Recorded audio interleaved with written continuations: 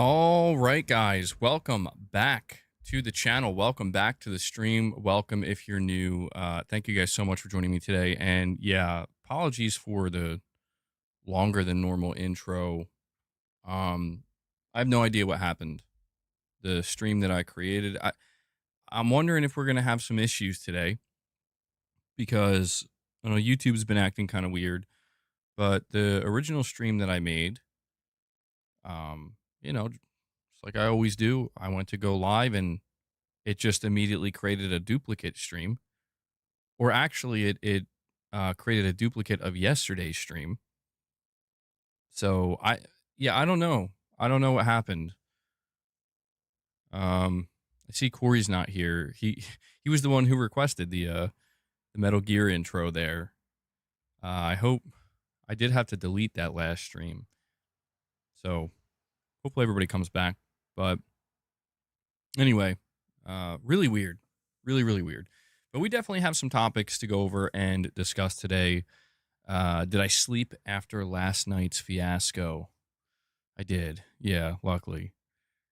Your cat is taking more control of your channel away from you. Stay frosty and keep your head on a swivel with him. Mini Tom, you're saying you just got here? Okay. Yeah, that was really weird, man. I actually have no idea what caused that, and it was actually very annoying. Um, really, Luna? We have Nas Kid A with a super chat, and he says, "Not sure what people are talking about. Just watched the new Ghost of Yote trailer on a 4K display. Looks significantly better than Tsushima. Looks amazing. You're the man, MBG." Well, thank you so much for that, Nas. Yeah, I did go back and watch that trailer in the living room as well in 4K, and yeah, I'll be honest, I'm not sure what people are complaining about when it comes to the visuals of Ghost of Yote. It does look very good. Ghost of Tsushima looked very good, but you can see a difference with Yote. Yote does look better. There are improvements. I think maybe people are, once again, unfortunately, I think, focused on the wrong things in some instances when it comes to these games and a game like Ghost of Yote. But I'm in agreement with you, Nas Kid. I think that it looks like a step up from Tsushima in pretty much every way visually. There are a lot of similarities, of course. I don't want to make it sound like it's a night and day difference because the thing is, Ghost of Tsushima was already a very good looking game, right? It was a very good looking game. So, Nas, thank you so much, man. Who was the Red Samurai in the last thumbnail? The thumbnail should be back up on this stream now. That's actually one of the characters you can play as in Ghost of Yote Legends, apparently.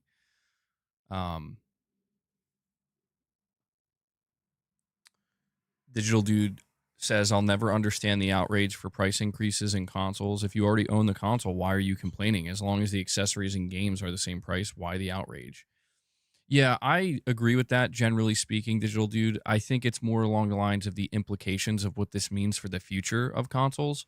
That's really what I want to talk about with the PlayStation 5 price increase. Um, MRPD, you're saying, bro, Mr. Impossible and the Adventurer and Death Stranding 2 piss me off. Like, that one man can't stay home, and those two bum-ass twins' voices are so annoying.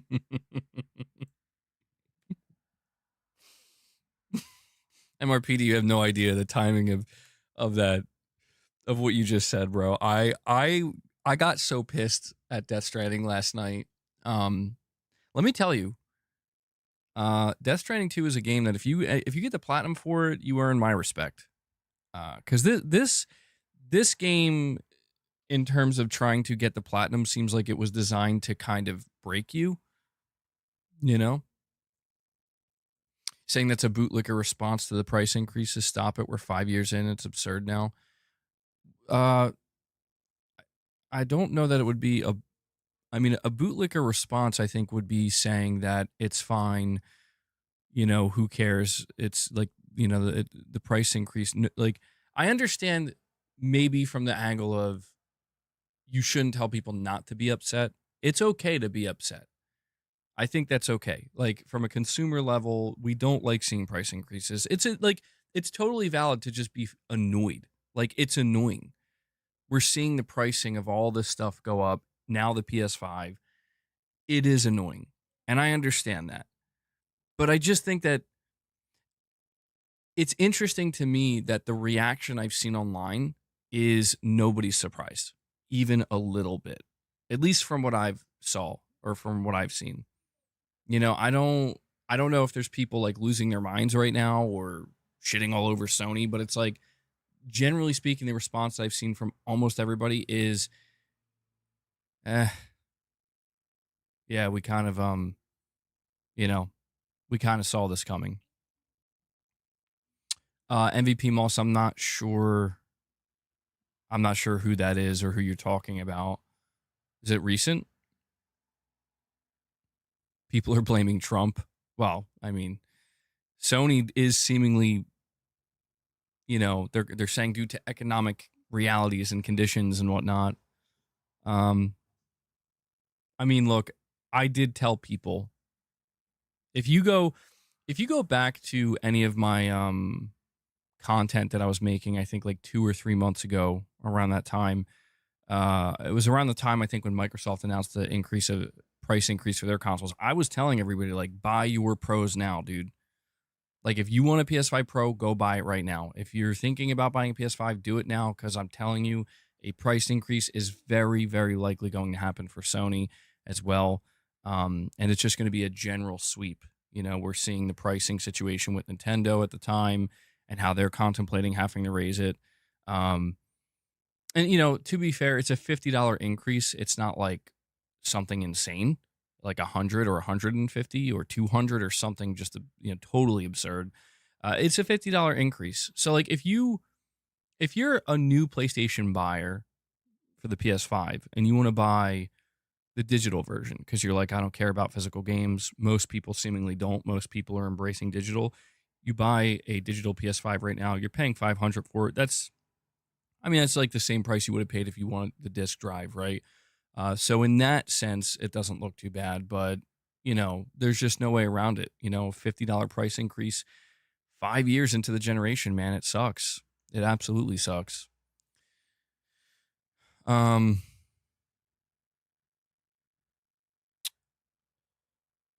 let me see. We have Music Maker Man with a super chat saying, "Have you noticed the amount of cat games on the store, like Cat Life Simulator and Stroke the Cat?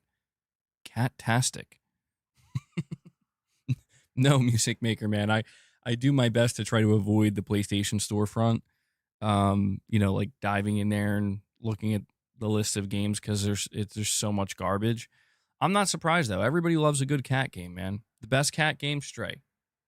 Stray was an incredible game. Highly recommend that title. Loved it. It's cat-tastic. That's the thing, MEG. You would think the outrage is because it went up $100 plus, but it didn't. You know, to be honest, I'm not seeing. I don't know. Maybe I'm looking in the right places. I'm not sure, but I haven't been seeing much outrage since the price increase was announced. I just see.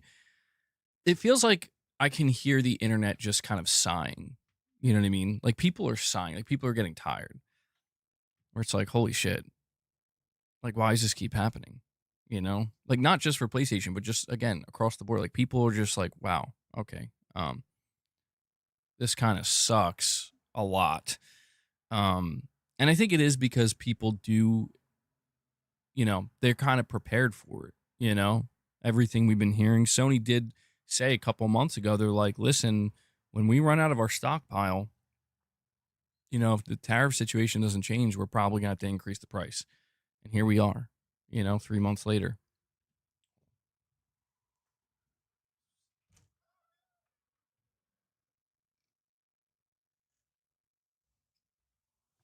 And we have Steven Nearly with a $5 super chat. And Steven says, we know next gen consoles are going to start at $700.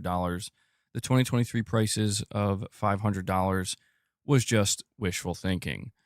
Yeah, I put out this post on Twitter, man, where, I was saying, like, man, getting a a price increase for the PS5 5 years later. The price of the PS6 is looking spooky, man. It's looking spooky. I mean, that's the thing. If the PS5 Pro is $750, this does not bode well for the PS6, bro. Like, this does not bode well. I'm actually very nervous about the pricing of the PlayStation 6 now. Because think about what you said, Stephen. You're saying, the next gen consoles are going to start at $700. If the PS6 is coming in 2027 and the Pro is $750 now, I mean, god damn, dude. I don't know. I mean, I think maybe the pricing could change before that, obviously.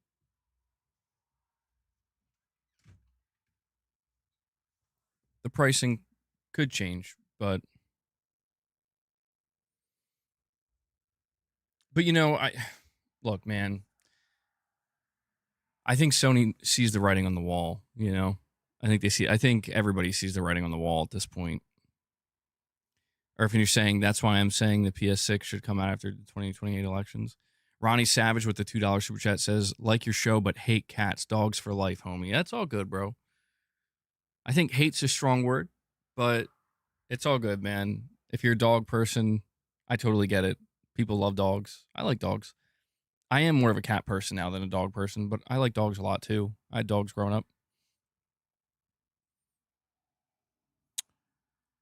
Randomly came across YouTuber. He kind of just trashes you, but definitely comes off as coping.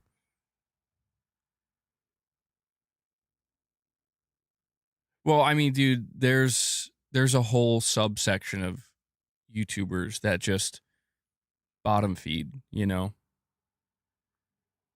Like they use people like me and others for their content. They just react to it and they just I don't know. Like it's whatever, Like people are going to do what they're going to do.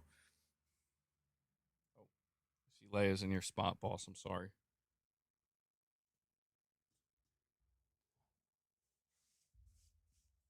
I mean, I don't understand it, Like MVP Moss, all I'll say is what I've said before, and I'll just continue to say it. The people who do that kind of stuff, if that's all they're doing, if that's the only content they produce, it is pathetic. And the reason why it's pathetic is simply because what it reveals is that they cannot hold an audience themselves. If they tried to speak to an audience just one on one, nobody would show up. Nobody would listen. They have to put others there. You know what I mean? To draw a crowd, to bring people in. And again, it's just one of these things where it's like it's kind of pathetic, but people are going to do what they're going to do. If that's the only way they can get attention, then that's probably what they're going to do. But yeah, it is what it is. But let me go over the blog post for you here. So it was posted today, August 20th. PlayStation 5 price changes in the U.S. New prices effective starting on August 21st. This was written up by the vice president of global marketing at Sony. Similar to many global businesses, we continue to navigate a challenging economic environment. As a result, we've made the difficult decision to increase the recommended retail price for PlayStation 5 consoles in the US starting on August 21st. The updated recommended retail price for the PlayStation 5 consoles in the US are as follows: PlayStation 5, $549. PlayStation 5 Digital Edition, $499. PlayStation 5 Pro, $749. The recommended retail prices for the PlayStation 5 accessories remain unchanged, and we have no other price changes to announce for additional markets. So that's the entirety of the blog post. Sony clearly just wants to get this out there, hoping it doesn't make waves. The one thing I will say about this is when we think about Sony increasing the price even by $50, yeah, the PlayStation 5 Pro price is crazy now. I actually do believe Sony didn't want to do this. And I say this because I think this is actually, I don't think it's going to dramatically hurt their sales, but I think it's going to certainly have some kind of dampening effect where there's going to be no way around the headlines that Sony just increased the price of the PS5. And the PS5 is like so it's going to be a 5-year-old console. The Pro was already shocking people at a $700 price point. Now it's going up. I do believe that Sony didn't want to do this because, again, it's going to dampen their sales a little bit. You would even think that Sony would want to wait until like next year to announce this, closer to something like GTA 6 releasing.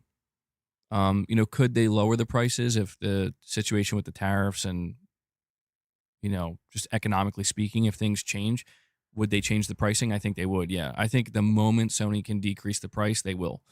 But I do think that this is an effort to maintain breaking even on their consoles or just losing very little money on each console sold. I think this also explains why Sony's CEO, Hiroki Totoki, went on record earlier this year saying that we're no longer focused on selling units, but monthly active users or MAUs. Sony saw the writing on the wall. They knew that this was probably going to be the outcome. They understand that the PlayStation 6 is going to be a much tougher sell because of the pricing. The PS5 Pro right now is a tough sell, and the PS5 going up in price 5 years into the generation, it makes the climb to get to that 100 million units sold that much more difficult. Let's not forget that by this point in the PS4's life cycle, it was like $300 or in some cases $250 if it was on sale, you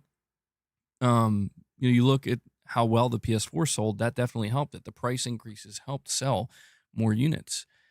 You look at every previous generation of PlayStation console or any console for that matter, and the price goes down and it helps move more units in the latter half of the generation. Now, the PS5 was announced to be at 80 million units sold. And I think GTA 6 alone will ensure, no matter what, even with this price increase, the PS5 will get to 100 million. But I just think that this basically, I don't think this bodes well for the console space.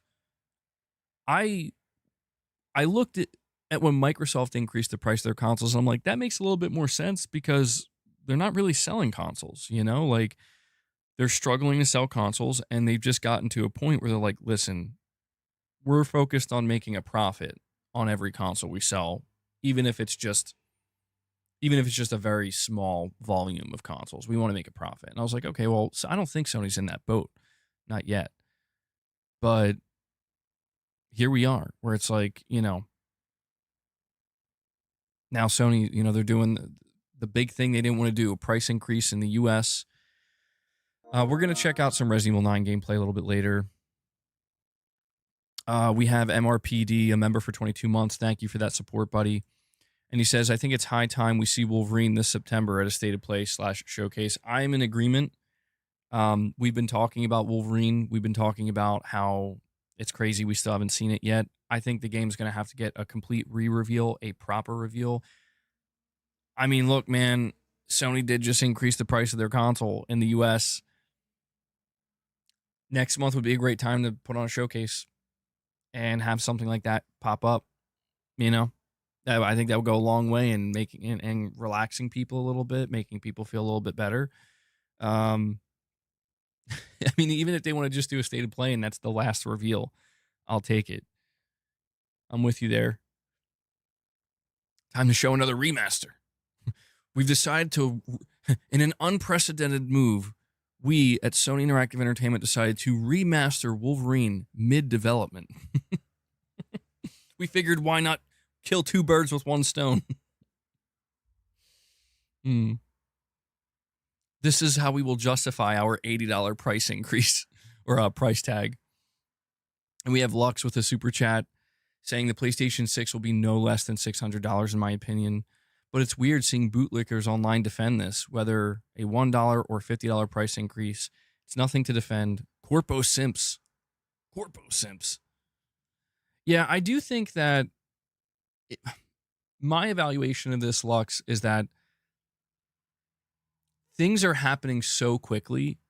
It's almost like whiplash, like at least when it comes to PlayStation, where I said, I think at the beginning of this year, maybe towards the end of last year, like expect anything. And here we are, a year later. Oh, you got Helldivers 2 launching on Xbox with a Halo collaboration, and Sony just increased the price of the PS5 in the US. The reason why I would tell people to expect anything is because it's like I agree with you, there is no need for a defense. If there's somebody out there that's like, I'm going to use this opportunity to utterly shit on Sony and shit on PlayStation and shit all over the PlayStation fan base, okay. Sony gave you that ammunition. Do I think that there are people, and it's not exclusive to PlayStation, it happens across the board. I see it all around. And I've especially been seeing it a lot lately with the whole Helldivers thing. Are there people that try to turn something that's really, I don't want to say not a big deal, but something that is like not good, something that's bad news, and make it seem like the worst news? Yes, there are people who do that, and they do it constantly. And those are the people that are going to struggle very much going forward, because it's becoming, no, it is abundantly clear by August 20th, 2025, that the bad news is not exclusive to one brand or one company, nor is the good news, but also with the bad news, right?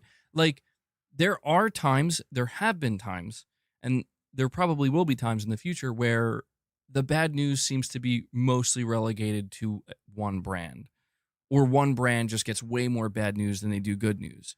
And it's like unevenly distributed. What we're seeing now across the board, across the industry, is that it's just bad news in general. Low tide drops all boats, right? Like, that's what we're seeing.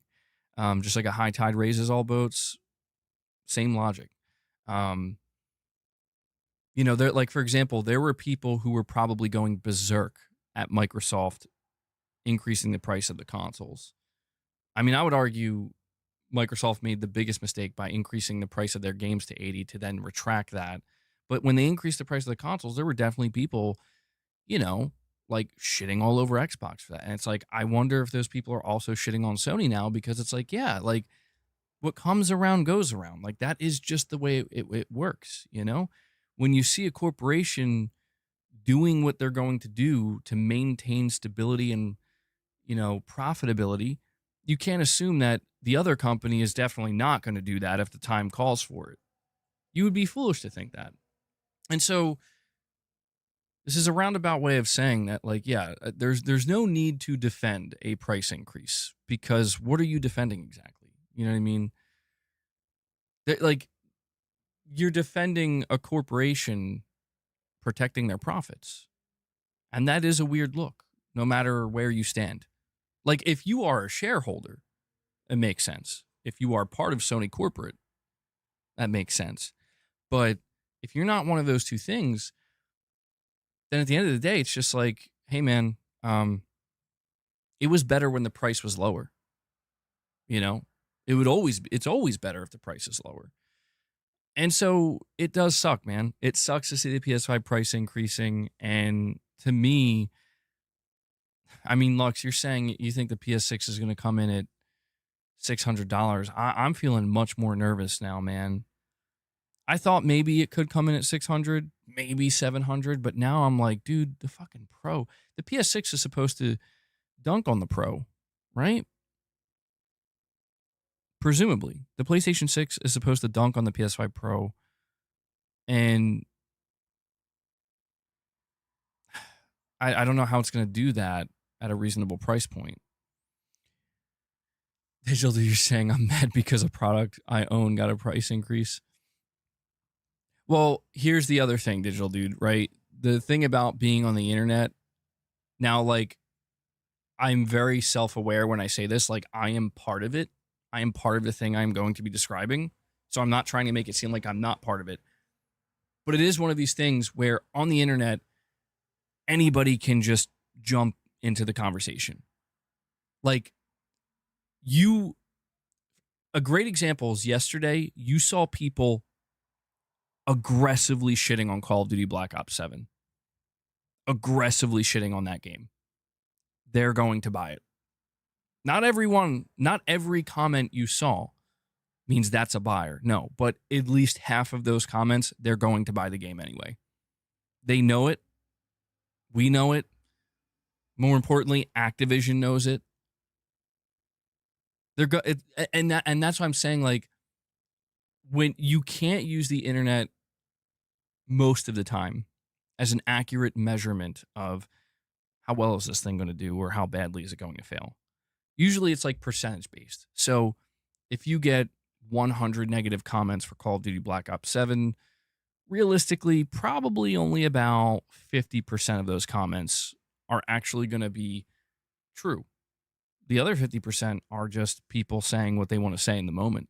And I think when we look at a situation like this, yes, this is what I mean. You will see a radical individual who owns a PS5 and a PS5 Pro and probably an Xbox. Like, they, and they spend hundreds of dollars on games. Like, it's not like money is not necessarily a problem for them. You will see them in some cases being the loudest and the most vocal. And it's like, that's fine. But what are your actions? Like, what are you doing from this point forward? It's like, well, I'm just going to keep playing.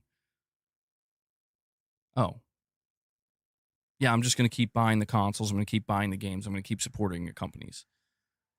Well, then what's all this posturing about? And you'll find that a lot of people, they posture themselves that way because they're looking for the internet clout. They want to get the attention. They want to look good. They want to go with the flow and say what people, I'm in agreement with the masses, right? But at the same time, you don't have to be on the flip side of that and be like, well, now I got to defend. I got to go on the defense. Like, the trick is you got to be away from both of those extremes. There's no need for an overreaction. There's no need to defend. The reality is we can all, I think, just come to some kind of middle ground, reasonable agreement that if it were up to us, prices wouldn't go up. If it were up to us, the consumer, we would get a fair deal and it would stay that way.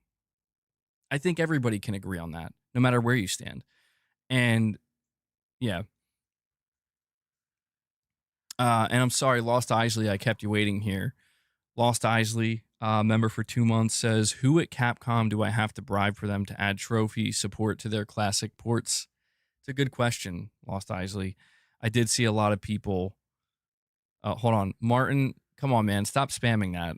I'm pretty sure that's like a spoiler, dude. I'm going to have to, I'm going to remove that just in case it is. I knew that already, but I don't know if that's like public knowledge or not. So, I don't know if that's been confirmed by Capcom. So just be careful with that, Martin. All right. And Isley, yeah, I saw quite a few people expressing disappointment in Capcom not adding trophy support for the PS1 classics of Resident Evil 2 and 3. They should. I feel like they'd get a lot more people buying the game, even though it's just $10 on the PlayStation Store. I think a lot of trophy hunters would immediately gravitate towards it. Digital Dude, you're saying MBGL say this. If the PS6 is more than $8.99, I won't buy it at launch. If it's anything less than that, I have no problem. Well, see, Digital Dude, I find what you're saying so interesting because it's like the idea of a $900 PS6 is actually on the table now. I'm not saying I expect it to be that much. To me, that's fucking nuts. But we have to be able to read the room, And I think a lot of PlayStation players, specifically the enthusiasts, I think a lot of PlayStation enthusiasts are having a little bit of trouble reading the room. And I understand why. I think the trouble comes from we have an expectation. That expectation was set by Sony for the last 30 years. And it's hard to just, when you see a company suddenly making abrupt changes and like, whoa, that's a complete strategy shift almost, or like you know, you just pivoted completely, in a way that nobody expected or saw coming. And it's understandable that people are going to be a little bit like put off by that or confused by it. But I think when you look at the bigger picture of what Sony's doing, why are they prioritizing monthly active users? Why are they suddenly putting Helldivers 2 on Xbox and treating Xbox like, you know what, you are our friend? Why are they, experimenting with putting games like uh, Lego Horizon on Switch and, going so aggressively in the live service, even still after Concord? I think it's because Sony understands that there is a reality just a few years away, potentially, where they're going to have to come out here. And I've talked about this extensively, and the conversation is going to remain interesting for as long as we have the build up to the PlayStation 6. They're going to have to come out here in a post PS5 Pro world. Think about that PS5 Pro reveal and the way people reacted to that, where they're like, now there were people who were like, this is great, I'm excited, but at least half the people, or more than half the people, were like, what's the point of this thing again? Like, I'm not seeing a difference.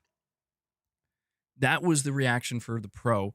The PS6 is going to very clearly have to do big things to convince people. That is abundantly clear.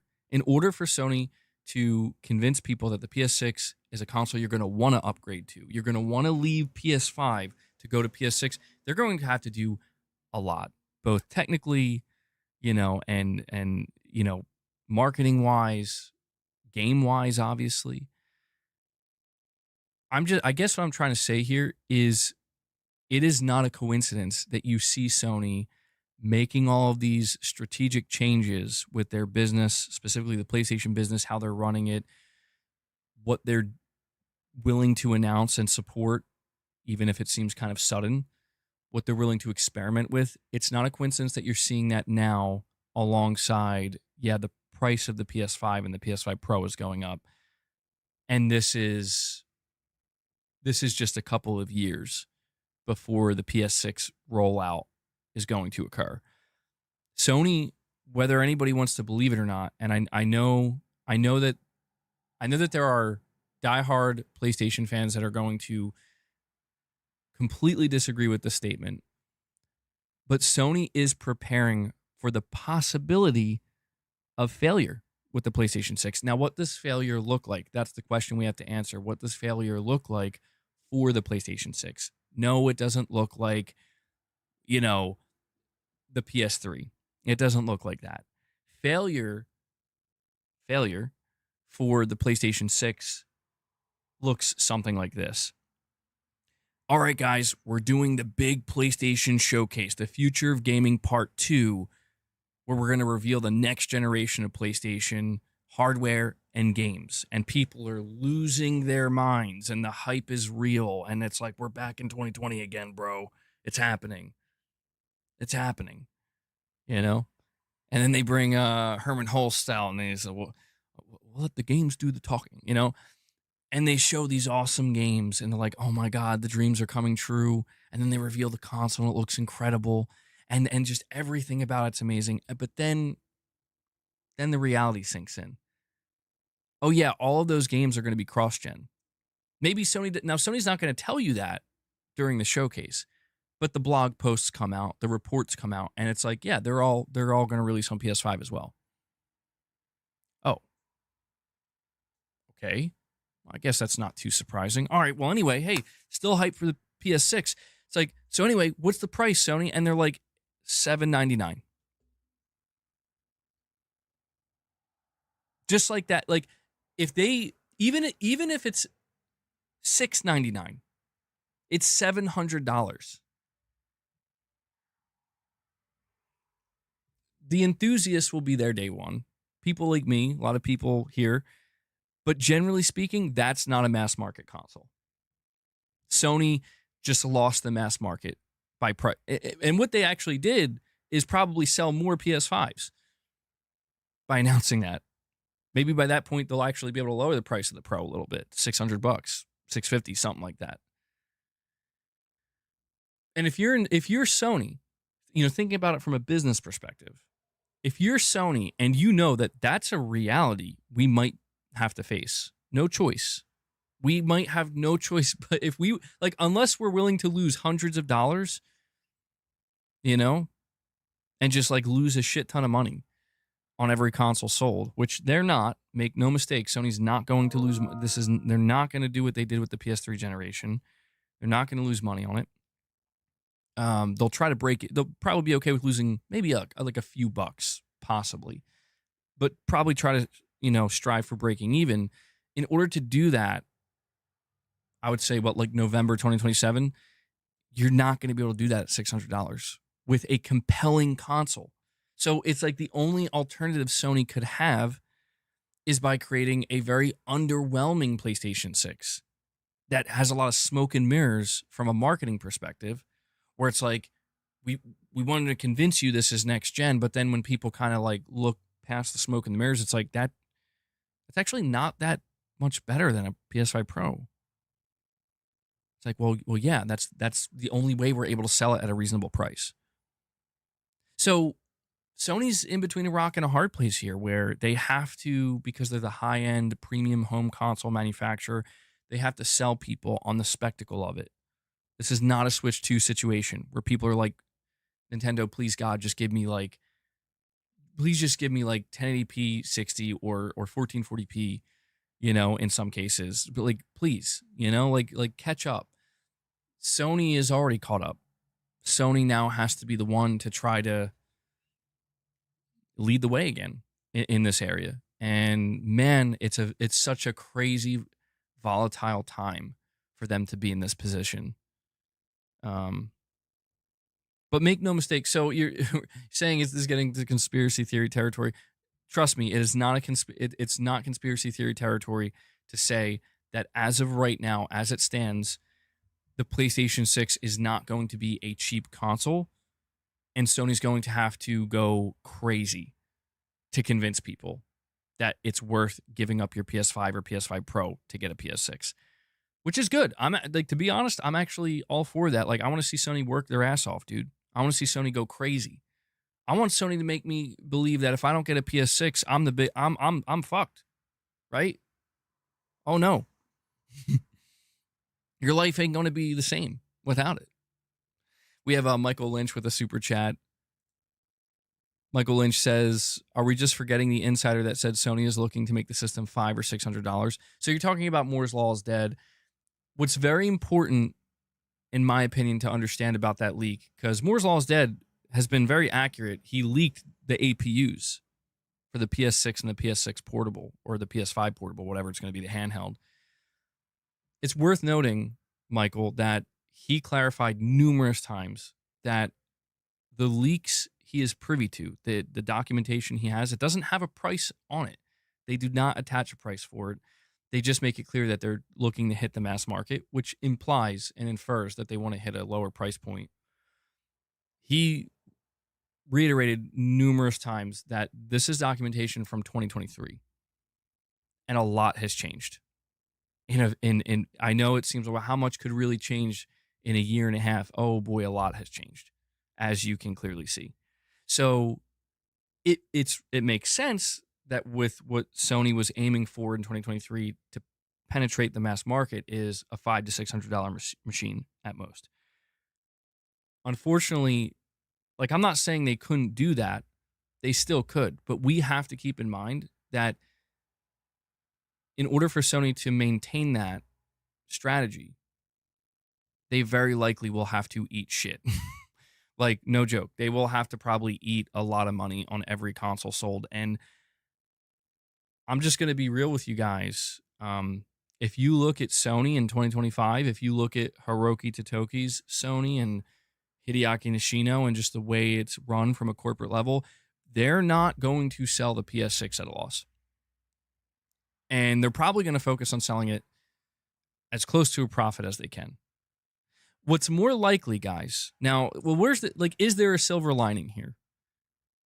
Like, okay, this all sounds pretty doom and gloom. What's the potential silver lining? Well, I don't know that I could call it a silver lining, but the best thing I could offer is that if you're somebody who likes the PS5, if you're somebody who's comfortable on PS5, if you're somebody, like, you wouldn't necessarily, I'm not speaking to the enthusiast, because the enthusiasts like Digital Dude and myself, most of us, and probably you as well, Michael, we're going to buy the PS6 day one.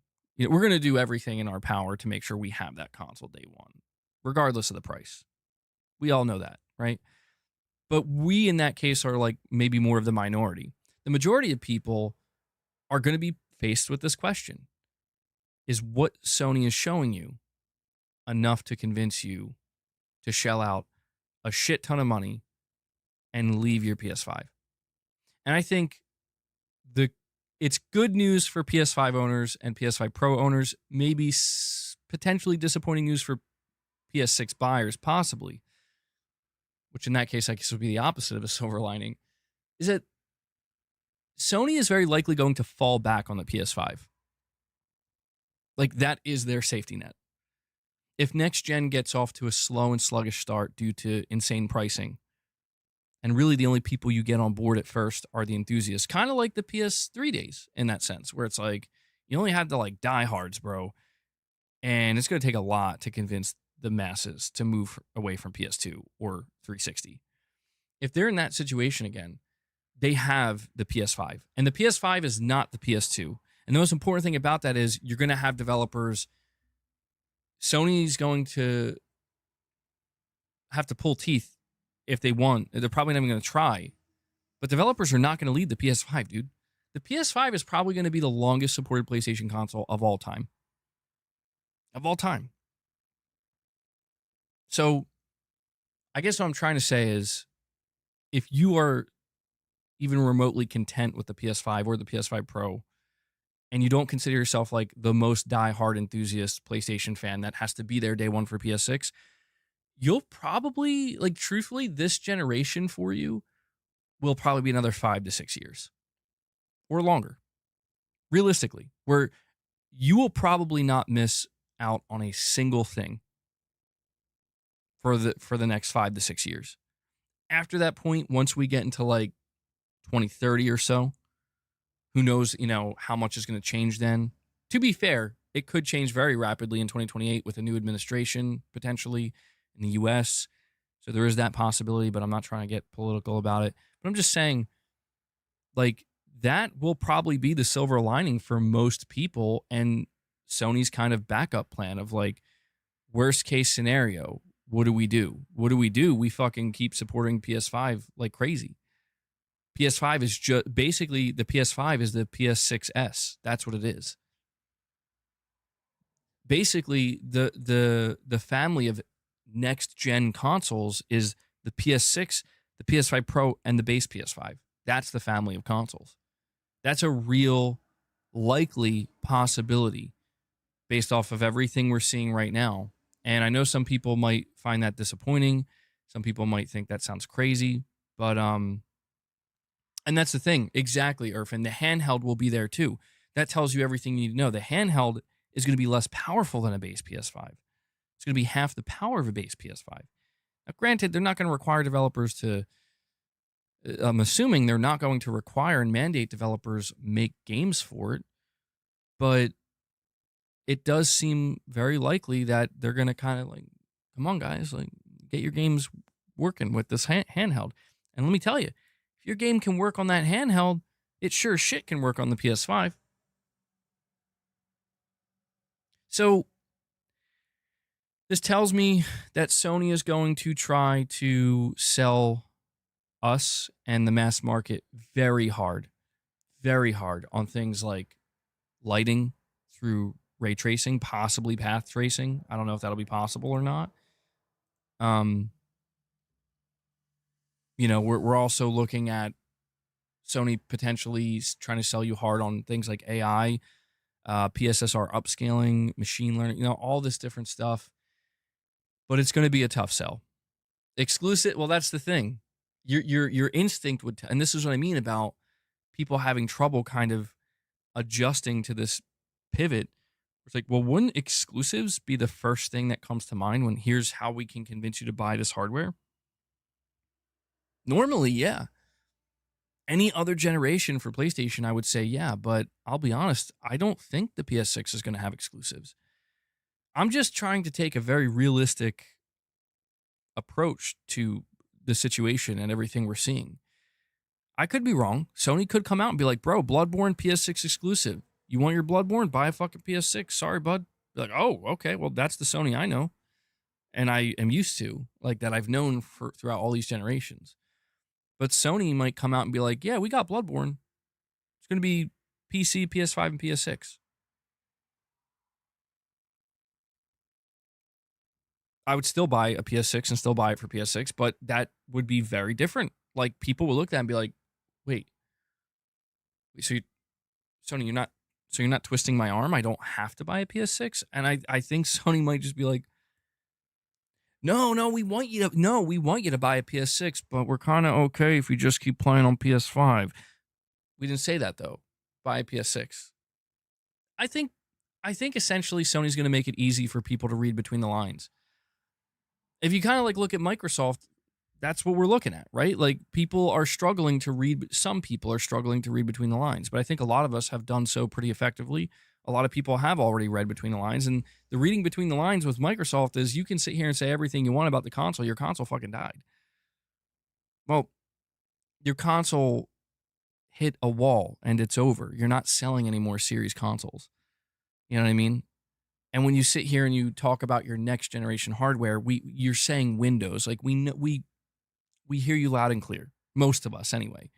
There are still some people that I think, I don't know how many are left, but I would imagine there still are some people where they just didn't get the memo, dude. Like, yeah, this is kind of, you know. Well, no, Lux, the reason why I'm bringing up Microsoft is to kind of paint a clear picture of, like, you're going to see Sony doing something relatively similar. And I have to use the term relative because it's not going to be a carbon copy or exactly like it. You know, like right now, you see people, they're like, oh, Spider-Man's coming. And it's like, well, look, I'm not saying it won't, but I'm just saying don't be shocked if Sony doesn't do the exact same thing that Microsoft is doing. Don't be shocked. But don't be shocked if you see them definitely doing a couple, like taking a couple of their plays out of their playbook. This is how Sony has operated this entire generation. But again, I will reiterate, expect the unexpected.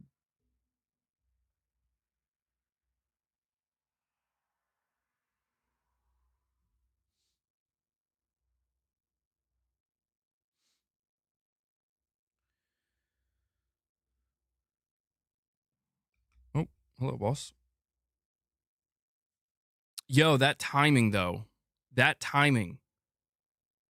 Corey and Boss are on the same wavelength. As soon as Boss came over, Corey dropped 5 membership gifts for you guys. Corey, the legend Landiga, bro, thank you so much for that. He knew. How did he know? He didn't even see it. He was on the other side of the room. That's crazy. They're becoming one. Corey, thank you so much for the 5 membership gifts, buddy. I'm no hero. Never was. Never will be. Yeah, guys, if you want to support the channel, consider becoming a channel member, dropping member gifts. We're striving for the first goal of 25. If we hit that, we will feed the beast here. Boss, you got to stay calm though, man. All right, we still got a little bit to go. All right. We have Groovin 007, also known as Piper. He uses his milestone chat member for 6 months and says PlayStation supporting PS5 for too long plays into the hand of the new Xbox with Steam on it. How so? I'm curious, Prince, if you could elaborate on that. You're saying it plays into the hand of Xbox with Steam on it. And we have Shake and Bake with a $5 super chat. Says, if there's no exclusives, then there's no motivation to buy a PS6. Why would I get a PlayStation and not just put that towards upgrading my PC? Well, Shake and Bake, the simplest answer to this is because not everybody wants to play on PC. Now, you're asking a fair question, and that question you're asking is one that is, again, we are making a lot of assumptions here, and we're speculating, but that's all we can do currently. The question you're asking to Sony is, why should I buy the PS6? And I'm not going to attempt to answer on Sony's behalf because I don't know. I currently have no idea why you would buy the PS6 other than like the only thing I can say is if you're a PlayStation console enthusiast. Whoa, holy shit, boss. Oh, hell no. Hey, over here. Over here. What are you doing? Holy get down. Get down. Come on. Hold on, guys. We have a little bit of a situation. Boss, you need to get down. You're going to knock everything over. Come on. Can you guys see him right now? Is he coming? Is he's showing up on camera? You do see him. I know you can't see behind him, dude. He is about. Come on, bro. Come on. Over here. Oh. He's being weird.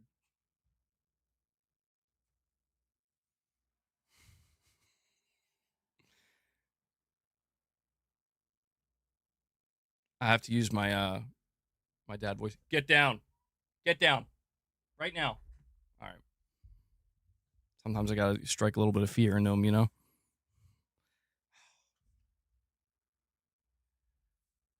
Bro's about to mess everything up.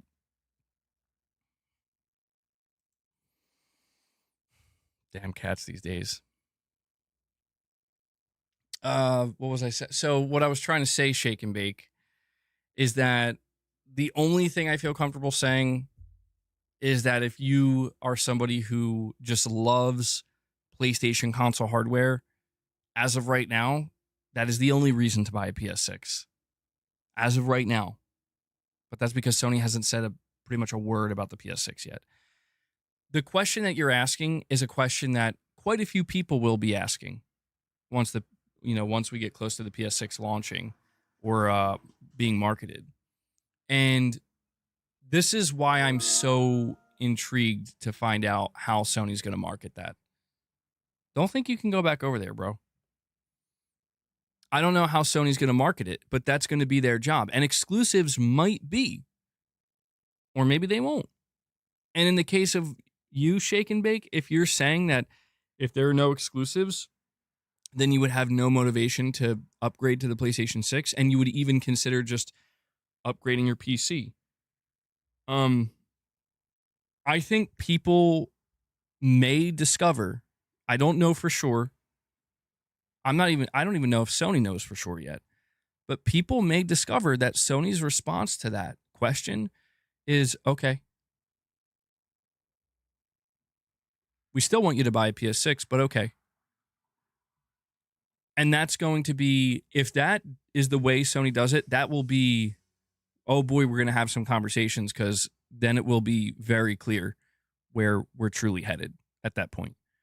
I'm just preparing for that reality, because it's like, I am looking at what's being written on the wall, what's in the process of being written on the wall. And, you know,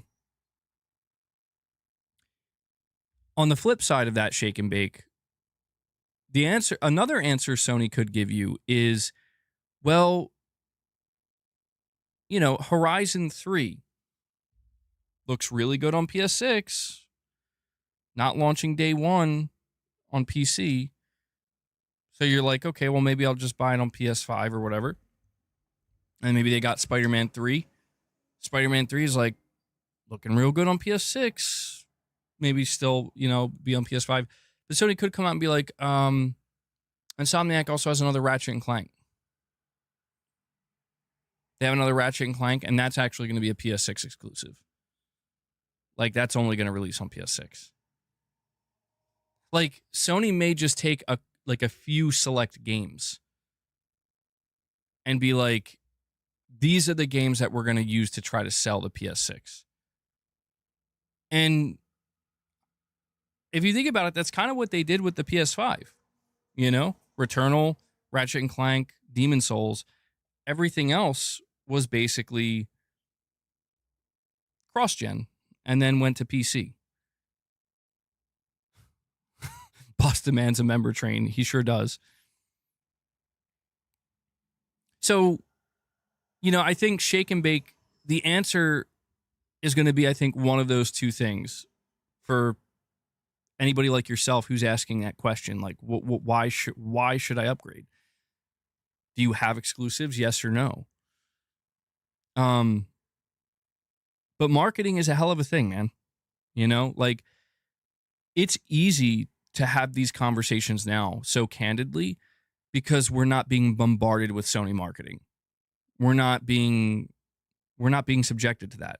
We're able to speak very just kind of, we're basically talking about something that doesn't even exist yet, you know? But once it exists, once it's real, and once it's in front of us, I don't know, man. I guess what I'm trying to say is I think it's really, really, really easy for a person on the internet to say, I don't want a PS6. I have no interest in it. It's too soon.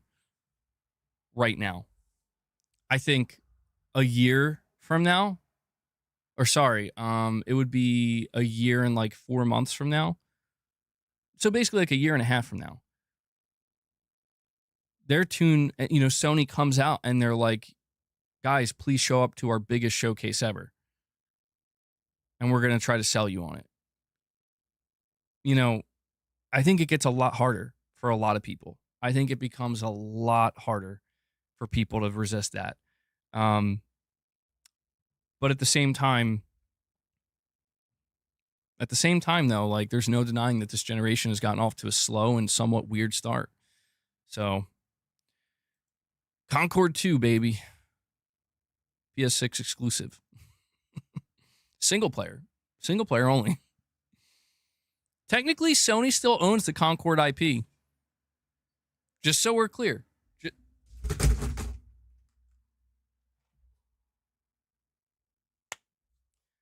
What did I tell you, bro? Bro, I just saved not only his ass, but my desk. That could have been a lot worse. All right.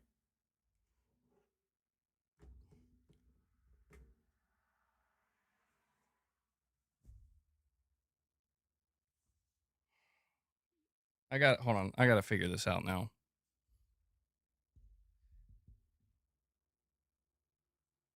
Stop it. Stop.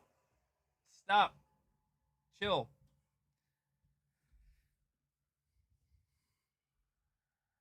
All right.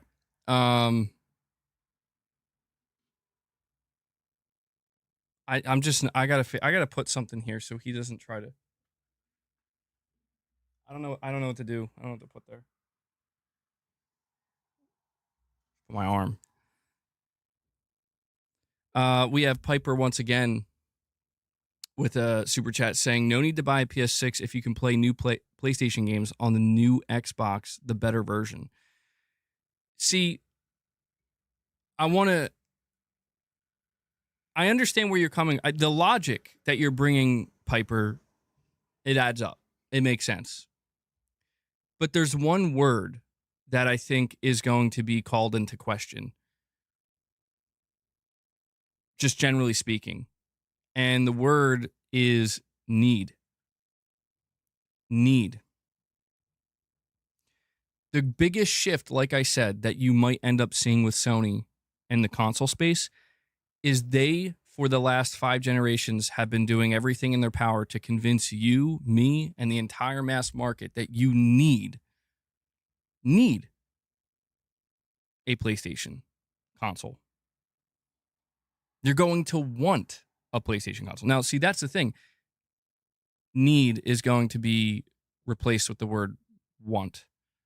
We're going to get you to want a PlayStation console, but you don't actually need it. Now, technically, that is always technically true, but I think you kind of understand what I'm saying, where think about the next Xbox. You're saying the next Xbox is going to offer better versions of these games because they'll come to PC, they'll be available through Steam, through the next Xbox. But how much is that box going to be? How much is the next Xbox going to cost? That's pretty much the same, isn't it? Well, there's a lot of overlap, but I do think there's a distinct difference between I literally need a PlayStation 6 to play Bloodborne Remake versus I want a PlayStation 6 to play Bloodborne Remake. Because if you remove the need, then you're removing a layer of players. You're removing a layer of people that would have bought it because they were forced to. And Sony has done that. Like, that's what every console generation has been about, not just from Sony, but from Microsoft and from Nintendo, where it's like, you may not want this hardware, but you're going to get it anyway because we know you want this game. And so if you want this game, you need the hardware.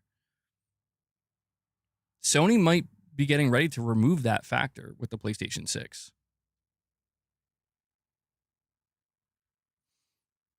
Well, Lux, that's the thing. I understand why people would buy the next Xbox. For the people, it's going to be a niche product, but for the people who buy that, I understand why.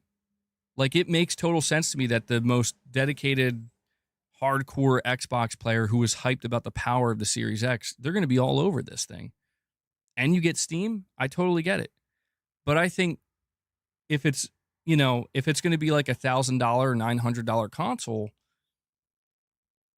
I think for most people who are not those extreme enthusiasts that, like, yeah, I just want the best version of this console I can get. I think for most people, they're just going to be like, can I just stay on my Series X? Or, can I just get a PC? And that, again, people might be saying the same thing when it comes to the PS6, but it's just, can I just stay on my PS5? Look, all I'm trying to say is that the next generation of consoles is going to be, in the case of Xbox, completely different. In the case of PlayStation, strategically and approach in terms of like pricing and how people react to it and how people feel about it, probably very, very different than anything we've seen before.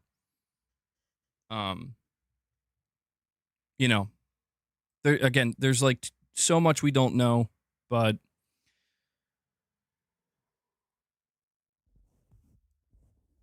we'll find out though. Like, that's the one thing I will say is we are in the process of finding out, because think about it. Like, right now, Sony is telling you, telling me, telling everybody. They're telling you that we're going to release a game, big AAA, big budget game, exclusively on PlayStation 5. And that game is called Ghost of Yote. Okay. They're doing this after they released Ghost of Tsushima on PC. So the average consumer is going to look at that and be like, oh, Ghost of Yote, that looks pretty sick. I think I want to play that. Where can I play it? It's like you could play it on PS5.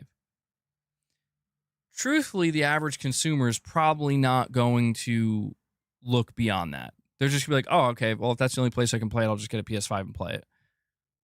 But then you're going to have the above average consumer, I don't know what to call it, like, not the hardcore enthusiast, but the person that's paying a little bit more attention. They're going to say, well, hold on a second.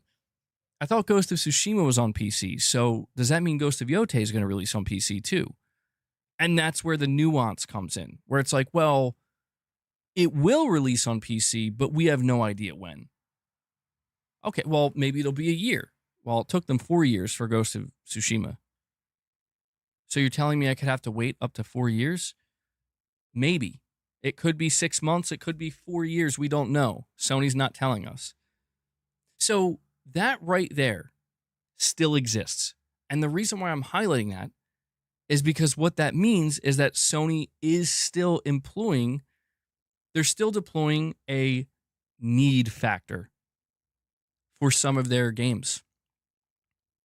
Because if somebody says, I don't need a PlayStation 5 to play Ghost of Yote, they are factually incorrect. Like, it's not an argument. That is not a true statement. That is an incorrect fact, right? But somebody says, well, come on, get real. We know it's coming to PC. Yes, we can easily infer that. Of course it's eventually going to come to PC, but can you tell me when? If your best friend came up to you and said, hey man, I'm thinking about either buying a PS5 or a PC, but my most anticipated game is Ghost of Yote. You're not going to tell them? You're going to withhold that information and say, listen, man, even though I think PC is better, I have no idea. I have no idea when Ghost of Yote is going to release on it. I'm trying to just be realistic about it, and that's the way these things work, dude. Well, we are talking about the semantics, but think about it. The semantics is where people make their decision most of the time. Well, I could be wrong about that. Maybe I do sometimes lose sight of the fact that I'm speaking more from an enthusiast point of view, somebody who pays close attention to the industry. But I'm just saying, it's like if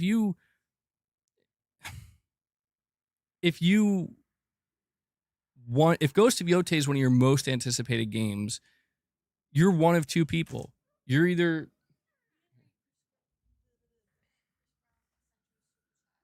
okay. Oh, hold on. Chris, I'm sorry, buddy. I completely overlooked your super chat accidentally. Chris Brown sent a $2 super chat, and he says, wherever PlayStation Studios releases games, I'll play there. And see, I do wonder, Chris, like, how much Sony is embracing that idea right there. MacTube, you're saying you're going to keep posting a comment until I read it? Oh, you're talking about the toxic console war? Well, I'm sure we're all tired of it, man. We're all tired of it. But listen, I know people, I'm not trying to argue semantics just for the sake of it. And I'm certainly not trying to argue semantics for the sake of, so here's why you still got to buy a PS5. I don't care, dude. Like, the PS5 is doing just fine for Sony. If they remove all reason for somebody to buy a PS5, it's still a successful console because it sold over 80 million. And that's all I care about, because it's like, look, man, the only reason I want to see the console do well is because that's where I prefer to play. I don't want to see it disappear. I don't want to see it lose support, and I don't want to see it disappear. If it gets to a point where it's not going to lose support and it's definitely not going to disappear, we're good. I have no problem. But the point I'm trying to get at is that, at least with Sony's upcoming game, Ghost of Yote, as of right now, that is their next AAA game, they are still creating a level of need of making you feel, convincing the market that you need a PS5 for this game. And I'm curious to see how much longer that continues for. Because it's like, okay, well, what's the next game? Soros. Okay. What do we think is going to happen with that game? Is that going to be a day one PC? It could be. That's where Sony might be like, with Soros, we're going to take the opposite approach. We're going to just make it clear that you can buy it on PS5. You can buy a PS5 to play it, and we want you to do that. Or you could buy it on PC. I don't think they would put it on Xbox, but like I said, expect anything, right? I'm just trying to let people know that I'm speculating about the future, but we are not living in the future yet. We don't actually know for certain what Sony is going to do and how they're going to do it. Now, if you want to say, well, we know where this ends. This ends with no more exclusivity. You could be 100% right. I'm not interested in that, because that's obvious event. Like, eventually that's probably where it's going to end.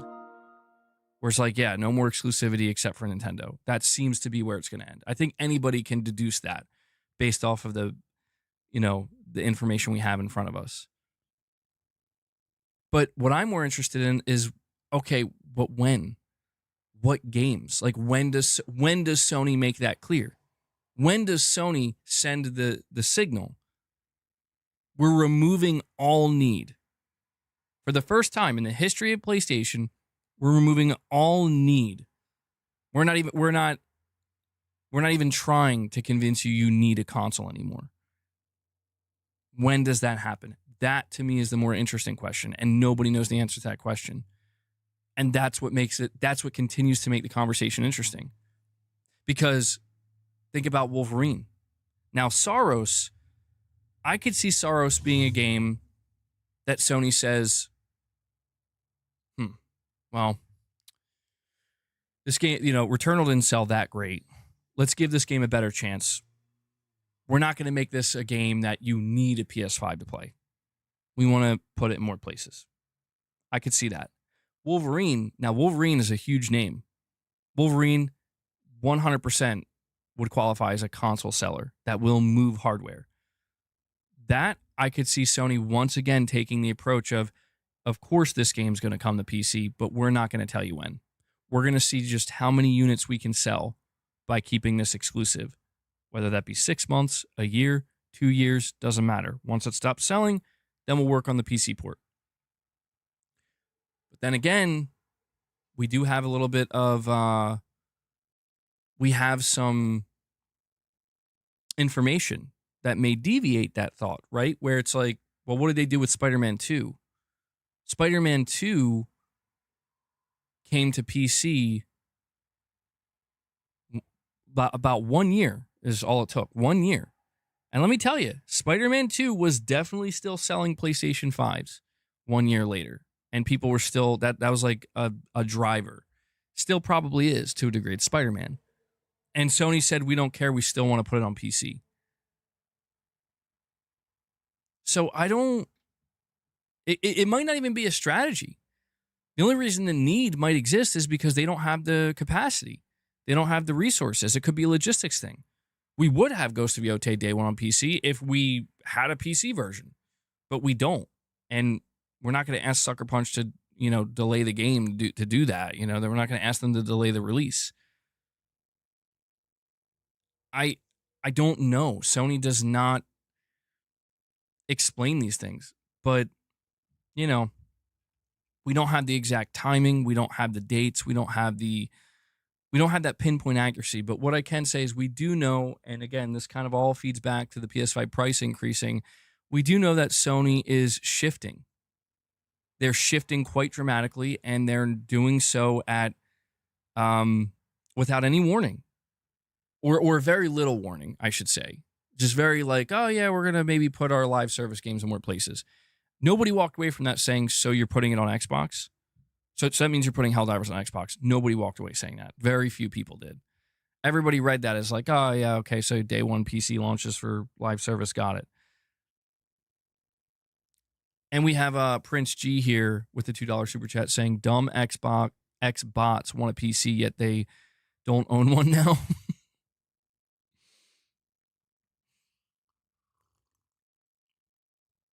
Listen, man, I'm going to be honest. What, in my experience, the most important thing for people, there are two types of PC players, in my opinion. All right.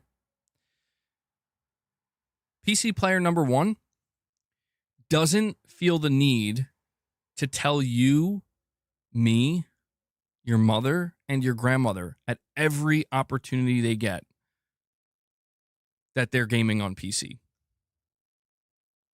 Okay? PC gamer number one just plays on PC. And that's it. They just have a good time. And they like it. They don't really care about other places. They're not worried about it. They're not interested in it. PC player number two, sometimes I even question if they're even playing on PC. PC player number two, it's more important that people know they play on PC than the actual act of playing video games on PC. It's the be all end all in the conversation. Half of the reason they even exist is to just let you know that they're gaming on PC and that it's the best place to play video games. And that's been my experience. And, I just feel like you see that in the console space too, to be clear. It's not just PC. But I just noticed with PC, man, there's people have this crazy need to let you know. And the only thing, if I try to rationalize it, the only thing I can assume is it's probably because PC can be very expensive. And it's like maybe like buying a really expensive, really nice car. You're going to want to show it off. And in this case, it's the equivalent of like, let me tell you my PC bill. Let me tell you how much I spent on it. I get that. But I think you guys know what I'm talking about. There's just like a group of PC players where it's like shut the fuck up. Like we get it, man. Like you can't stop stroking yourself, when it comes to thinking about how amazing your PC setup is and how you're part of the master race. We get it, bro. Same thing can be said with console players though, too. Where it's like, just shut up. Just shut the fuck up, Like it's tired. We're tired. Everybody's tired at this point, bro. Like it's never been more clear that it's like you can go almost anywhere. You can go almost anywhere to play games and you'll probably have a good time. It's just a matter of hone in on what type of games you want to play. It's never been easier in a sense, but it's still expensive mostly if you want a relatively premium experience. Anyway. Well, dude, that's the thing. I see that a little bit too. I see it everywhere. I see it's like, people with the PS5 Pro, people with the next generation Xbox that's going to be super powerful. It's like, guys, the competition is over. I put out this tweet yesterday that went totally viral. And I wasn't expecting it. And all I said was that, like, dude, Sony and Microsoft aren't competing anymore. Instead, they're supporting each other, which is an unexpected but good outcome. Cool. It's a cool outcome. It's, it's pretty cool overall. Who would have thought? And there are just still some people like it can't compute, man. Like it just can't compute. And I try to understand it, but it's like when I see people, they look like Helldivers 2 going to Xbox. Or like, the Halo collaboration was announced yesterday. And I still see some people where and it's not many, but it's just like they're still there. I'm not sure how. It's like, bro, I don't know what's going on over here. Where they're like, it's just live service. It's just it's just one game, or and I'm just like, you're allowed to think that, and that's fine. But like, why? Like, really? Like that's okay. All right. Like if that's the hill you want to die on, man, go ahead. But it's going to be pretty clear that you're dying on that hill. And there's not going to be that many people on that hill with you. And I don't understand. I don't understand like the way some people are approaching the war. You think the war's behind the scenes? I don't think so at all. There is still going to be some level of competition. I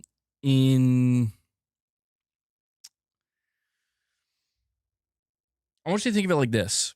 Sony, if they wanted to, now they're not going to do this, and it would be devastating to their bottom line, but it would depend on their goals. If Sony wanted to, they could shut down all of their studios and say, we're not making games anymore. We're going to save all that money. We're not going to pay employees because we don't have employees to pay at studios because we're not making games. They would save billions, probably. Billions. And they would ultimately be fine because the bulk of their money comes from the storefront. And they could say Microsoft, EA, Capcom, Take-Two Interactive, they're going to make all of our money for us. That'd be a fucking insane thing for Sony to do. And my God, that would be cataclysmic. But the point I'm trying to get at is that like they can do that if they wanted to, So when we talk about competition, we have to keep that in mind because there are people that still think there's like this intense, brutal competition between Sony and Microsoft, even if it's behind the scenes. We don't know it's behind the scenes. No. Sony understands you're never going to get anywhere near Microsoft. Microsoft is a multi-trillion-dollar corporation, and that's not a thing that Sony's going to get near anytime remotely soon. That's that's like 100 years from now or some crazy shit if they're still around. It's not going to happen. Microsoft and Sony are they're in two different places in terms of how, like, the level at which their corporations are being run. And I think they understand that. They're also in very different areas. Microsoft is doubling, tripling, quadrupling down on things like AI and cloud. Sony's expanding and doubling and tripling down on things like entertainment and IP ownership and things like that. Um, it's just interesting to me that people really, and I understand, because again, you're so conditioned, but it's like, it is kind of over, man. Like, I mean, over, in that, like, you're never going to see Sony and Microsoft go head to head again, ever. It's not happening. And that's just because they have both settled on, at the end of the day, we are all here for the same reason, and that is we want to make as much money as possible. So why not just help each other out in that endeavor? Because it's like, well, who's making more money? And it's like, Microsoft. Oh yeah, dude, Microsoft makes Sony look like spec. So if you want to like look at it from that, like, who's winning the revenue and profitability competition? Microsoft. But if we're not going to look at it from that point of view, because we're not, well, I'm not an investor, and I don't know how many of you are not investors, but I'm not interested in that. I'm interested in, who's making the better games, who's making good games. Well, Sony's got some good games. Microsoft is starting to put out some good games, or they've had some good games, or they have a couple good games coming up. It's like, all right, well, isn't this the part where, like, Sony or where Microsoft, like, takes that game and is like, isn't this the part where Sony takes Helldivers 2 and uses it as, like, the final nail in the coffin for Microsoft? No. No, this is the part where Sony says, we're going to actually put this on your console, because fuck it, why not? You know? But yeah, we'll see what happens. I mean, I know this was a really long-winded conversation, all just from from the price increases. But boss, I'm going to give you a little bit of an advance, because I can't really take this anymore.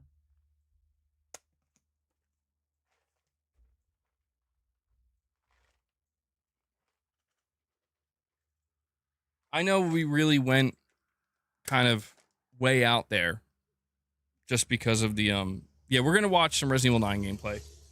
It's hard not, we've been talking about the next generation. We've been talking about what's going to happen next in the console space, and seeing Sony come out here and basically say, like, yeah, we are increasing the prices in the US. The one thing we didn't want to do, we're doing it now. It's gotten to that point. It definitely calls into question where we are headed. And it's another couple of lines being written on the wall in front of us, So we're definitely gonna move on to some other topics, though. Talk a little bit about Ghost of Yotei Legends. So really quick, in my title, I said, has PlayStation lost its way? It's because I wanted to react to a Mystic video where he put this one out yesterday, and I didn't watch it yet, and I'm really curious. I think it's a 12-minute video or something where he talks about it, and I'm just really curious. But guys, I'll be right back.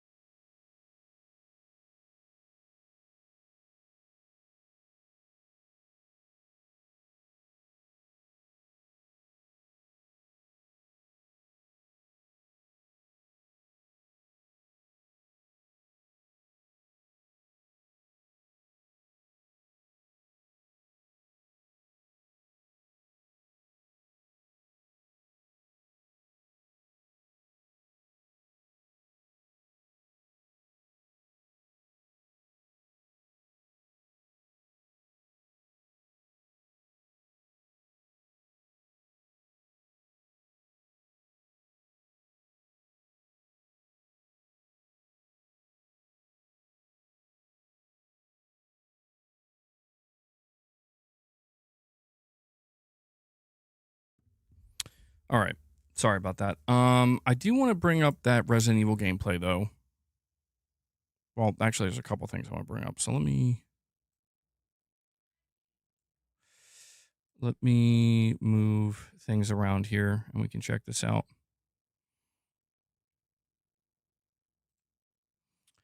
Before we do that, though, we have a $20 super chat from New Soul 9. Thank you for that, buddy. And he says, MBG, they still see PlayStation as a threat, as a form of getting the consumer time and money, which is finite.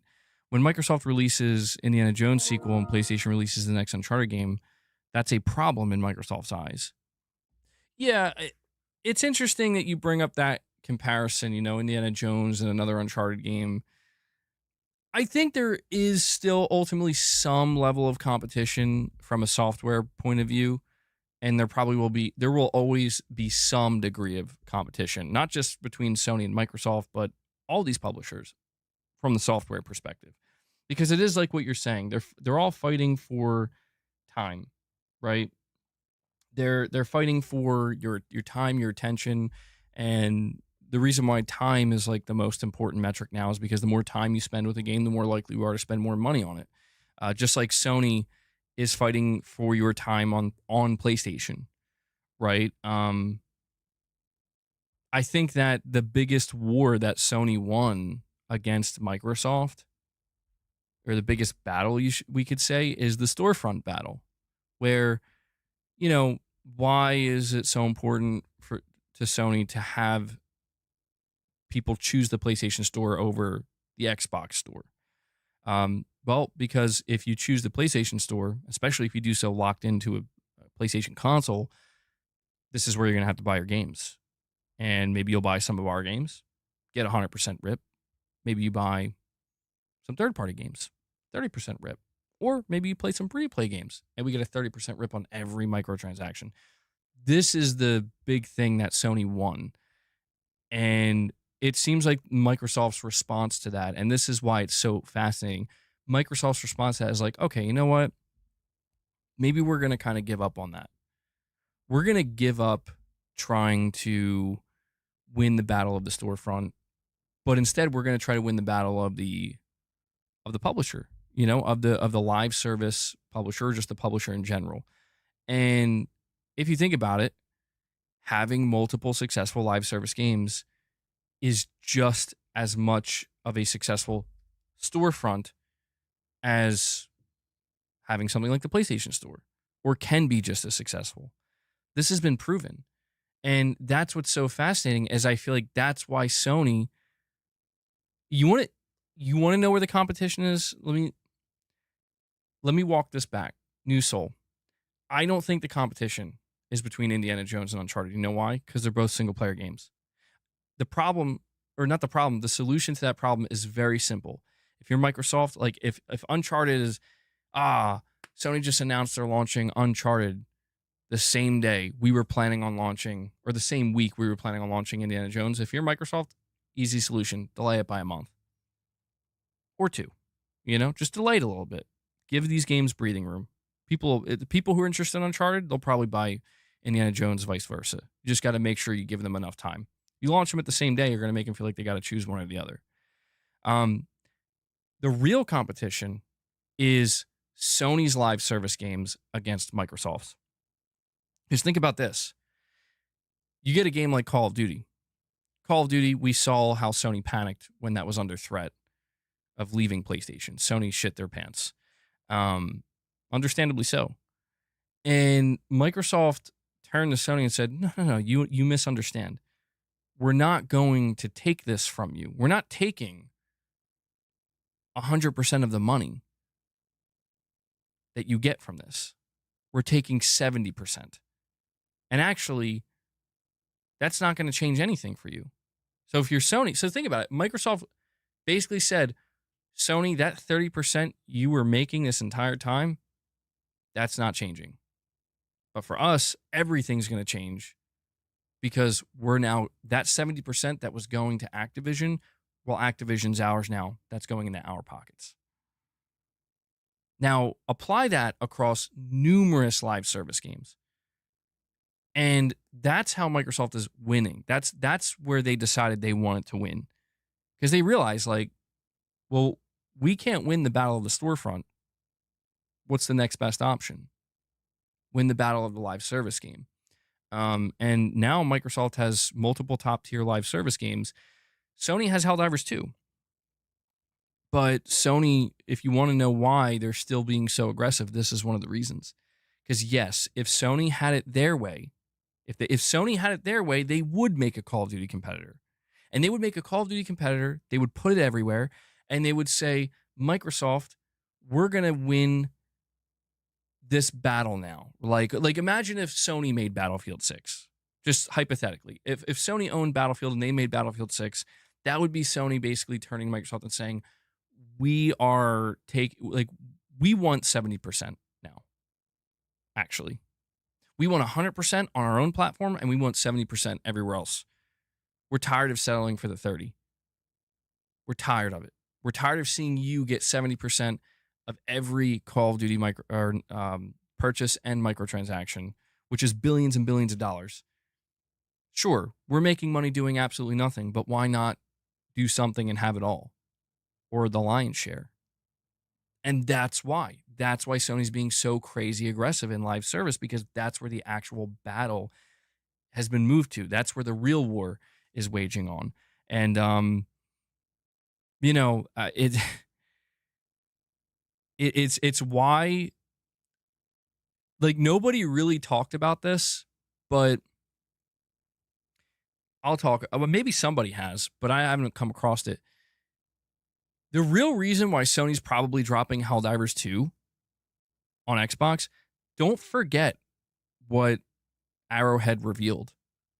Arrowhead revealed, I think it was like last year or something, or at the beginning of this year, they said, yeah, we got like a shit ton of Call of Duty players. We got like millions upon millions of Call of Duty players playing our game. And we have no idea why. They were very confused. Maybe it was because of Call of Duty Zombies and the co-op factor, but they actually took note of this. Like, they said that they couldn't believe they pulled millions of people away from Call of Duty. If you're Sony, you're looking at that and you're like, Microsoft owns Call of Duty. And we never tried to make a Call of Duty competitor because we just figured there's no way we could compete.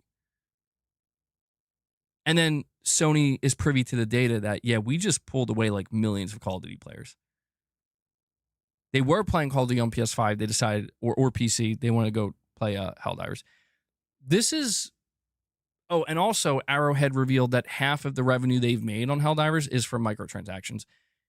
These are the two reasons why Sony is putting Helldivers on Xbox. Because literally, in Sony's eyes, Helldivers is their Call of Duty. I know that sounds crazy, and I'm not saying they're comparable per se, but in Sony's eyes, that is their Call of Duty, or at least it can become their Call of Duty.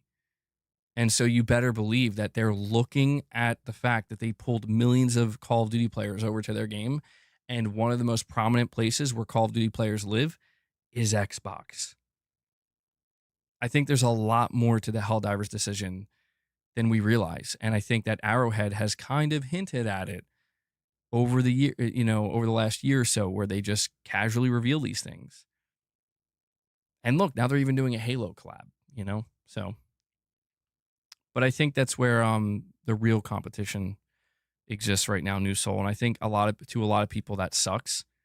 I think the reason why nobody in this space is really talking too much about the competition being relegated to the live service space is because a lot of these people don't want to play live service games. They're not interested in live service games.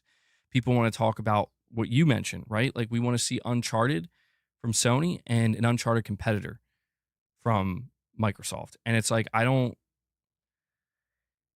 know that technically that does exist with Indiana Jones, right? But it's like, I'm not sure that that's where the real competition is, and where, like, again, you can get both of those games on PlayStation, and if you're a fan of that type of game, you'll probably buy both.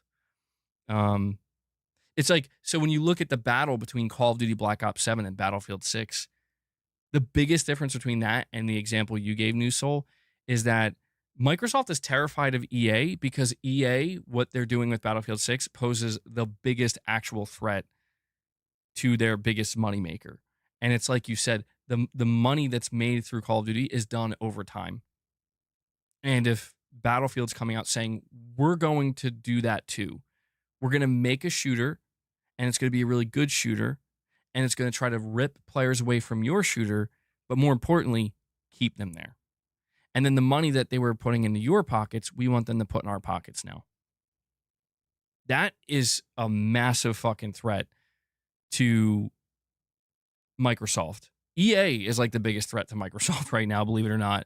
Sony, this is the reason why Sony's not a threat is because, sure, Helldivers pulled a lot of Call of Duty players away, but I would argue those Call of Duty players, when they were done, probably went back to Call of Duty, right? So what Sony can say, or what Microsoft can say when they look at Sony is, Sony, if your players stay on PlayStation but are still staying on Call of Duty, that's good for us. Your MAU is my MAU. That's good for your business. That's good for my business. And that's the truth. So they're both making money off the same player. That's why I'm saying EA is such a major threat, because EA basically is threatening it's actually threatening Call of Duty's bottom line, in that if EA takes our player, that's not a shared player anymore. Like if EA takes our player and they don't come back, we just lost that player. We just lost money flat out. Like that's going to do actual real damage to our bottom line. And so hopefully this kind of helps. Now Sony comes out with a first-person shooter that looks like it's actually trying to take on both Call of Duty and Battlefield, then that would be Sony being like, now we are trying to actually threaten you, Microsoft. We're trying to threaten your game, Call of Duty, directly. We're not settling for the 30% anymore. But you don't see a game like that coming from Sony, do you? I don't know. It's complicated stuff. We have Venino, a member for 10 months. Well, really quick, New Soul says, that's a good view, MBG. You changed my mind now. Oh, well, thank you for that, New Soul. And thank you for the super chats, buddy.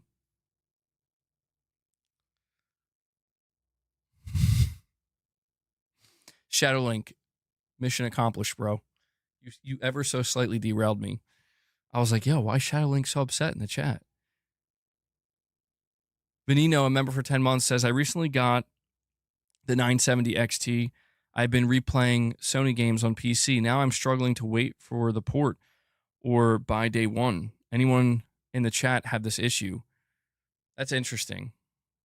See, that's what's fascinating to me is Venino, you're a perfect example of what I was explaining earlier, where it's like, Sony is still creating that need where it's that FOMO where you want to play the game as soon as it comes out, but you know that if you wait, you could probably get it on your PC and get the better version, and you're torn between that. And that's why I've always admitted, like, I couldn't do that, Like, I mean, I wouldn't really play on PC anyway, but if I was, if I was a PC player, I still don't feel like I could just wait around. I'd want to partake in it as soon as I could. But yeah, chat, I don't know. You'll have to ask Venino. And no, MVP Moss, I didn't think Gamescom was very good. I thought, like, I mean, I know this sounds kind of cringe to say, like, oh, you're the PlayStation fanboy. Of course Sony saved it for you, but I'm not going to lie. The Ghost of Tsushima or Ghost of Yote Legends announcement, like, that saved it for me, dude. Like, that got me jumping up and be like, holy shit. Yes. Because I was actually genuinely not expecting that. I was excited for Ghost of Yote to see a new look, and I was like, oh, okay. It's not going to save the show, though. Not for me. Yeah, let's go check out some Resident Evil 9. Michael, you use Apple's VR headset to play games on a virtual screen. How is that? I always wondered how that is. It always seemed like a gimmick to me. Garrett, what's going on, man?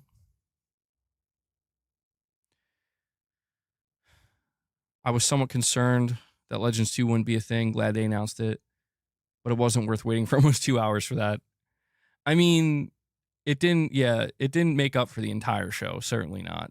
At one point, I started screaming at a game. I can't remember the name of the game. I just started losing my shit on it because I was just so angry at what I was seeing. I'm like, what the fuck is this? Why am I sitting? Why are we at an hour and 40 minutes into the show and I'm seeing this shit? What are you showing me right now? Um, mm. Oh, they had that advertisement as well. That was crazy. Time takers. I love the name Time Takers. All right, let me just let Luna in, and then we'll watch some Resident Evil 9 gameplay. Oh, and before I do that, though, I missed a direct donation from Perfect Image. Thank you for the $2, Perfect Image. You're saying, hey, MG, how are you? I'm doing well. Saying it's a platform war now. I don't know. PS6 be $800, $900, and Mafia Old Country is 9 out of 10. Wifey loved it. Had sad and good parts for a $50 game. Yeah, man, I know you were waiting for Mafia. I'm glad to hear that you guys enjoyed it. $800, $900 PS6 platform wars. What's going on?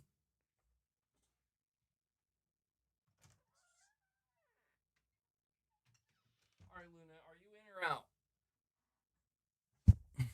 More tanks. There weren't enough tanks. 4 out of 10 show, not enough tanks. Luna, you want some treats? Screw it. We didn't hit our goal, but whatever, you know.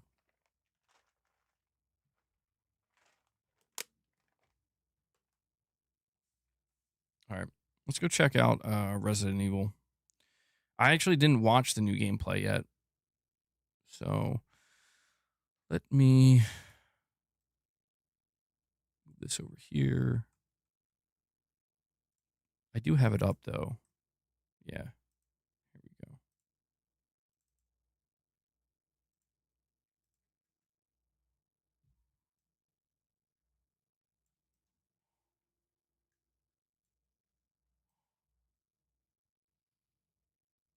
Sorry, I'm just trying to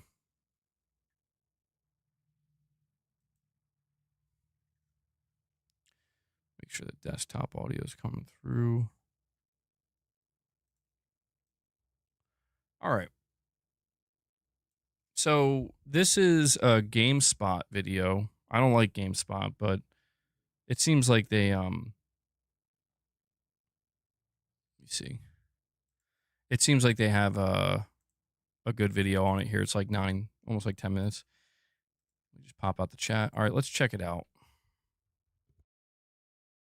Hey folks, Kurt here. So I got to preview Resident Evil 9 Requiem back at Summer Game Fest. However, I was not allowed to capture my own gameplay. Thankfully, doing Part 2 Gamescom, we were able to go to Capcom and actually capture the game. So in this video, I'm going to show you a little bit of third person as well as first person. If you want to hear my thoughts, make sure to check out the Summer Game Fest preview I did. And let me know in the comments whether you like first or third better. All right, enjoy the spooks, kids. See ya.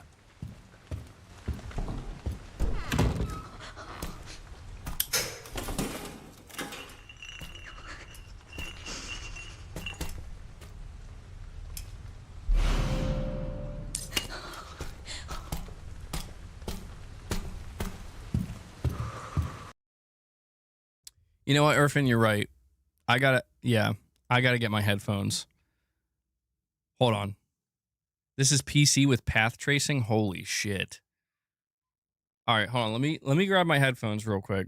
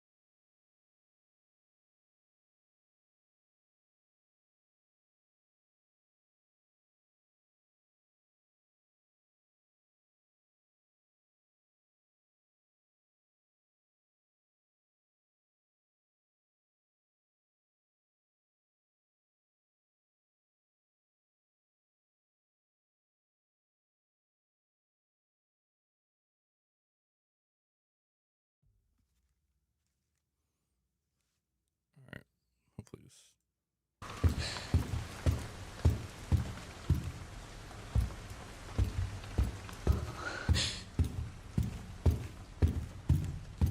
I have it turned up real loud.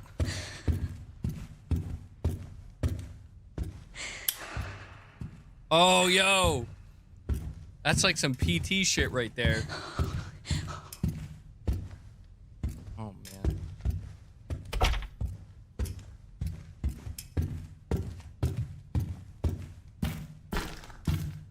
God, the audio, dude. Perfect. Good call on the headphones.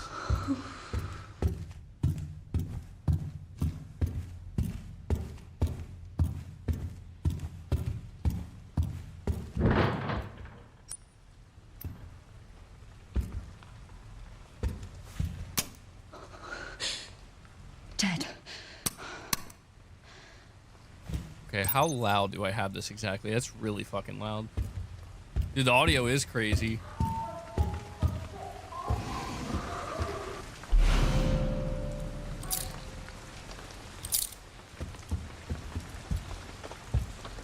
Switching from first to third, or third to first person.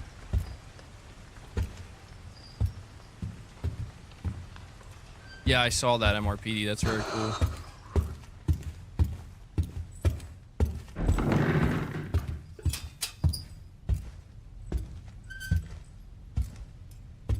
Dude, this is giving me PT vibes. Big time.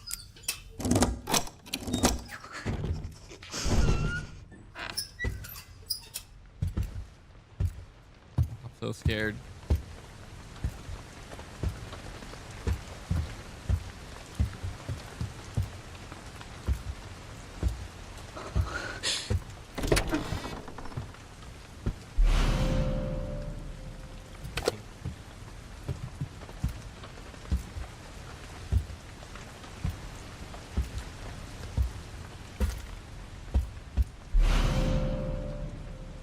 Lighter.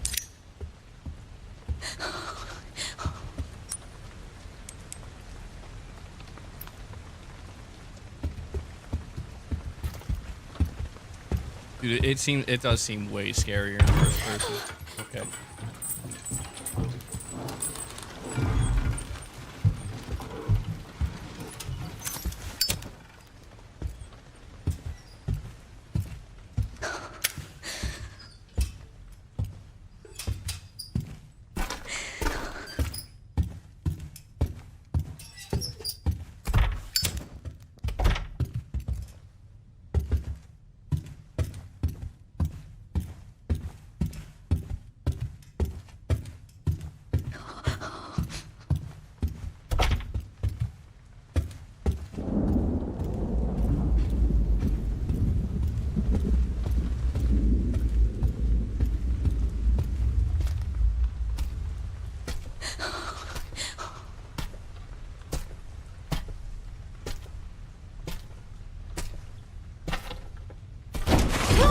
Oh my.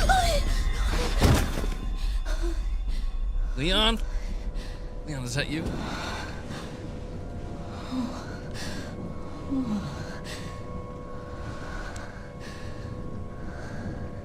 He's dead. Are you sure though? Are you sure he's dead? No. Infected. Bro, no fucking way. Oh my god, what the fuck?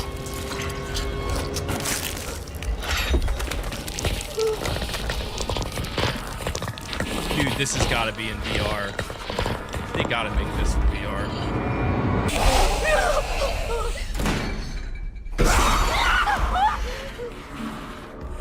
Yo, that's crazy. What the fuck? Oh my god, why does she keep tripping? No way. Oh, the light. Can't go in the light.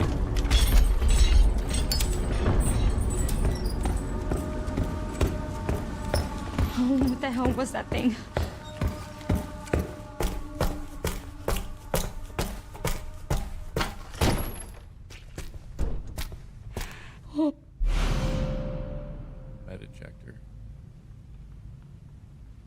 Oh my god.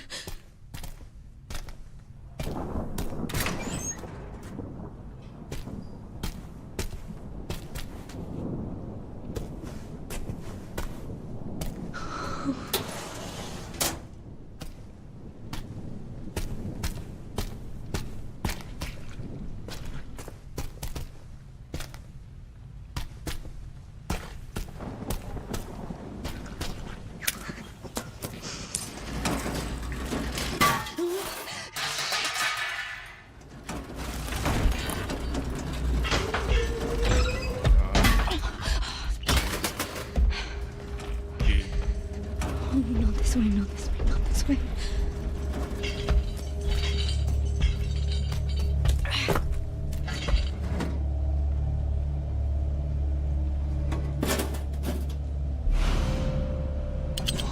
Yes.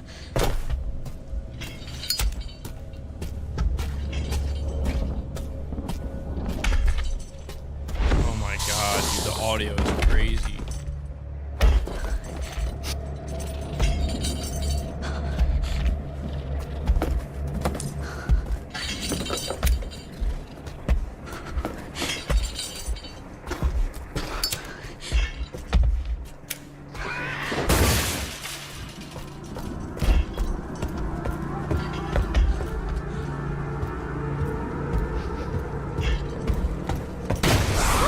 Oh shit.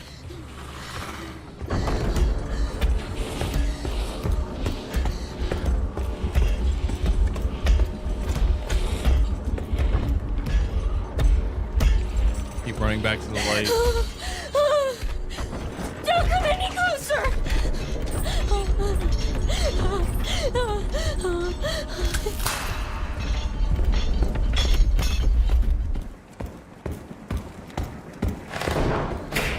Oh man. Yeah, this is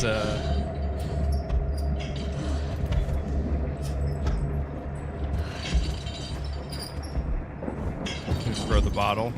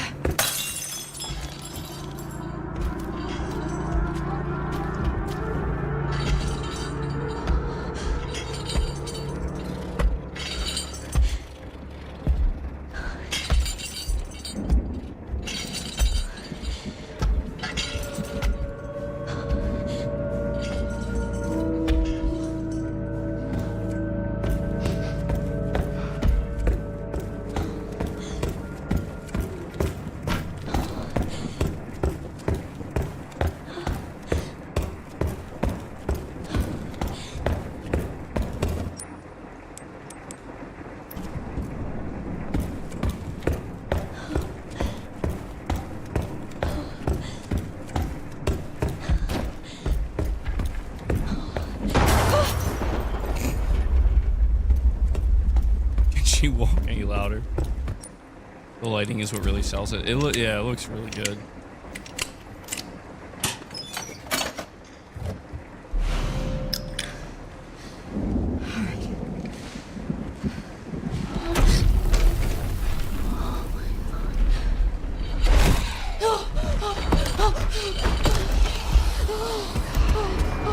Oh wait, why they gotta put that up? Stop it! I'm still watching. Damn, dude. Yo, Resident Evil 9 looks crazy good. That looks amazing. I think that might be my most anticipated game now. I mean, GTA 6 obviously has been number one for a while, but considering this is coming out before GTA 6, David Hayter's hosting a future game show. Well, for those wondering, I don't consider this a spoiler. I don't think anybody would. Dusk Golem pretty much confirms that everything that Capcom has shown so far for Resident Evil 9 is like the very, very first section of the game. Like they've shown a couple of snippets of stuff that you'll see later in the game, obviously in like the first trailer. But generally speaking, everything we're seeing, like the cutscene, this gameplay section, like this is all like literally the first area of the game. pretty much the opening. So it's not like in the middle of the game or something. And he's saying this because he's pretty much saying that like Capcom is intentionally trying to make people think that this is the game. You know, like you're just playing as this character. It's totally horror based. And they're gonna save that big reveal that actually Leon is like the main playable character alongside what's her name? Grace. So very cool, man. Very, very cool. There's one other video I wanted to react to though. We're shifting gears a little bit here. Give me a second to bring it up. It's actually a Mystic video. And I'm curious.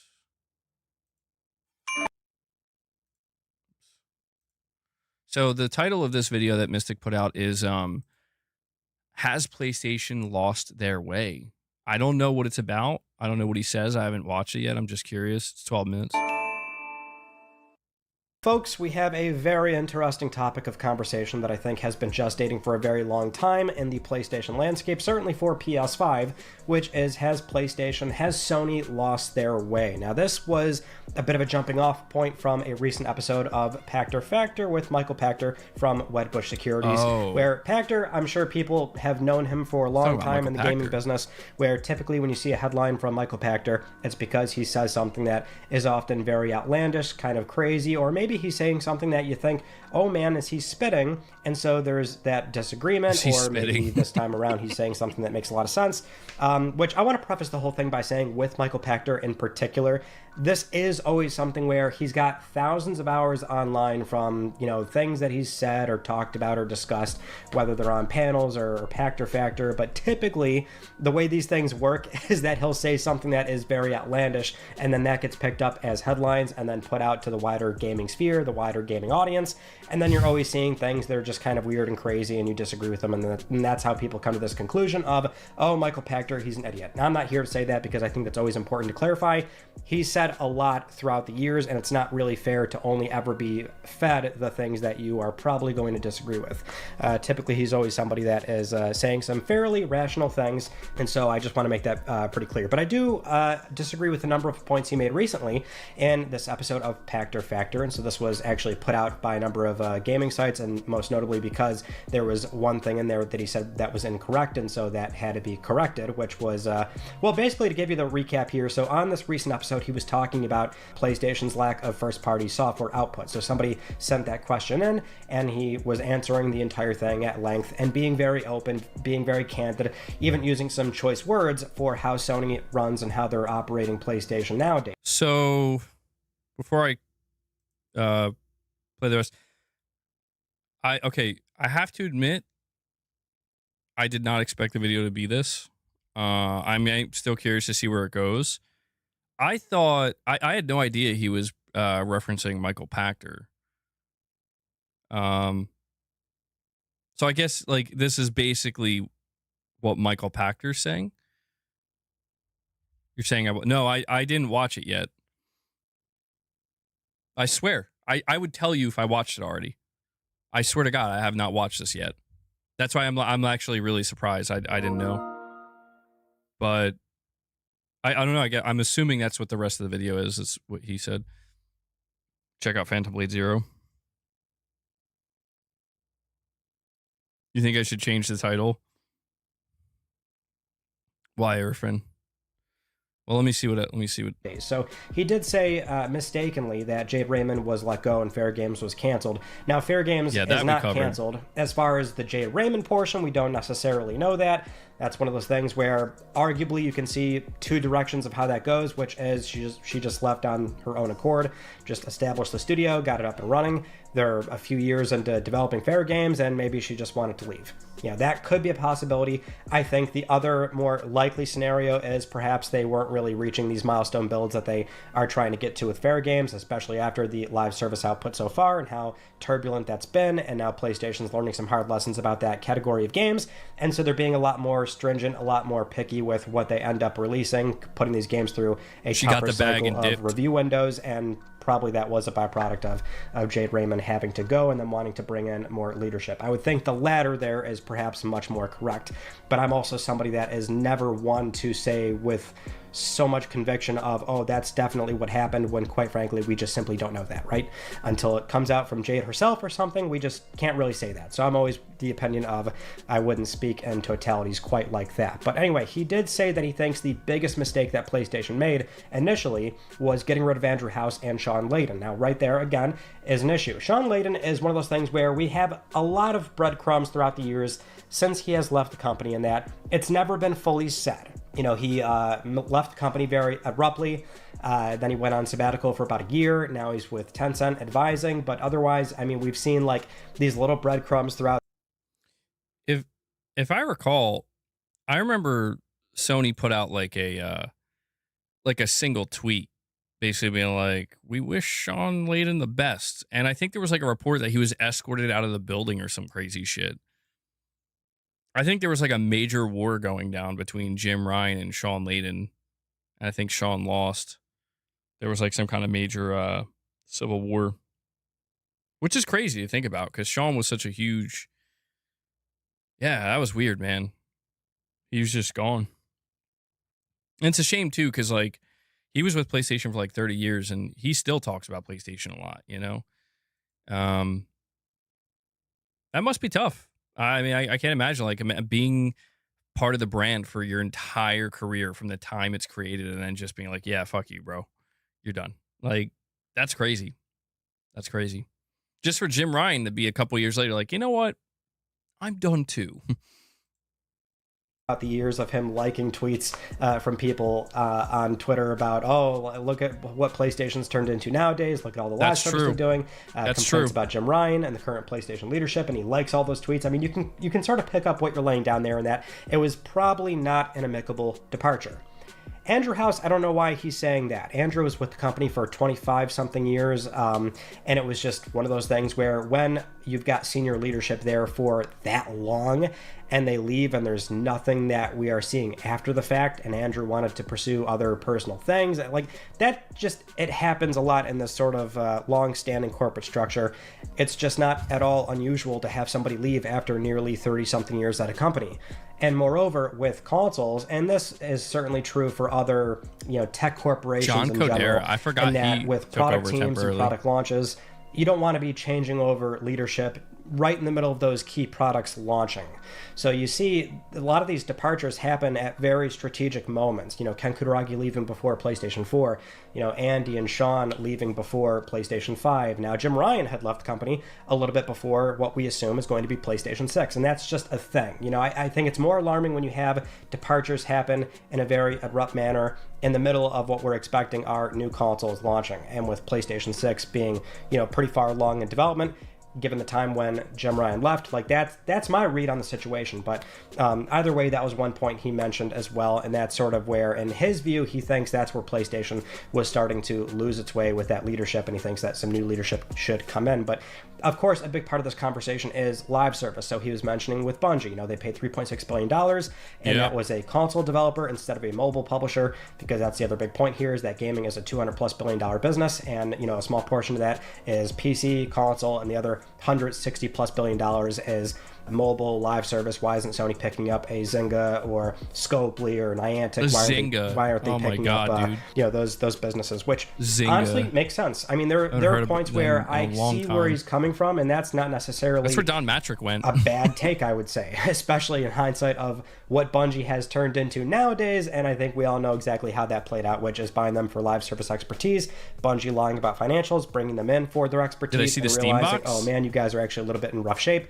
And now where we are as of today with the most recent financial report is Bungie being fully integrated into PlayStation Studios, which was not necessarily meant to happen, because there was a contingency plan of you guys can remain independent if you are delivering on your own independence, which they were clearly not doing, right? I think we all can look back at Bungie now in hindsight and realize that didn't really play out the way PlayStation wanted it to play out. And that's not to say that PlayStation is always going to have these W's left and right. There are certainly going to be some missteps, and So that's what happened with the Bungie acquisition. But that's the point being made misstep here, is that, well, if they're going to spend $3+ billion something, I don't know if Bungie, a console developer, that yes, they're talented people, but that might not have been the right play. Instead, it should have been mobile to finally have some sort of foothold in that marketplace, which, for those following the PlayStation business know, Sony has been really dropping the ball in that, more so than live service, just only because they've got nothing established for live service, period. Or, excuse me, mobile games, I should correct myself, although mobile and live service kind of go hand in hand, considering the kind of game that they would probably put out on mobile nowadays. But I think you get my point in that they've made a formal establishment of PlayStation Studios Mobile. They've had some turnover with the leadership, and that team just can't really get off the ground. They can't quite source the right talent and get a studio off the ground. They did end up closing Neon Koi, or Savage Game Studios. So I forgot you about can Neon see Koi, where they dude. are nowadays, right, with the mobile segment. But again, I think a lot of people that are watching this channel wouldn't necessarily care about live service console games or mobile games or live service mobile games, if you understand my point there.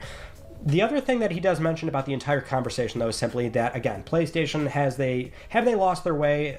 He feels that they did, obviously, but that's the weird thing about that question, or that rhetorical question of have they lost their way, when realistically, the most recent quarter shows they made $1 billion in operating income. PlayStation 5, on a launch line basis with PS4, is still doing incredibly well. It's only 2-something million consoles behind, but that is such a negligible small number. And the really eye-opening thing about how they're so close to PlayStation 4 on a launch line basis is that they are still doing that with a much higher average spend per console. PS5. Yeah, and that average spend just got higher with the price increase. Well, I mean, there's only a couple more minutes of this video, but like, have PlayStation lost their way? Well, I will say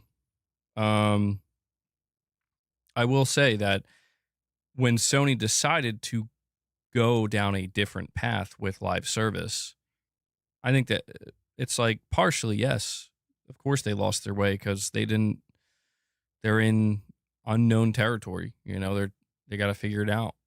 And I'll let the video finish out. Let's see. Has not seen any price drops, and in most cases has been increasing in price in certain markets. And then PlayStation 5 Pro coming in at $700, which is still probably a very profitable box. $750 for the now. Company. And with how much money they're making from the PlayStation Store, with MTX and season passes and everything that all their third-party publishing partners are selling on the PlayStation Store, and now they are the de facto high-end console in this space. It's one of those things where you might be a very frustrated PlayStation fan with the lack of first-party output, which a lot of it can simply be chalked up to how long it takes to make games nowadays, and everybody is dealing with that. It's not a unique PlayStation problem, but a lot of disenfranchised PlayStation fans are, feeling that way despite how successful PlayStation has been. And that's where the disconnect probably is, as far as, has PlayStation lost their way? Well, their financials don't really say that at all. They've arguably found their way, which is being incredibly successful. On the other end, for a fan, that's where, some would agree. Maybe they have.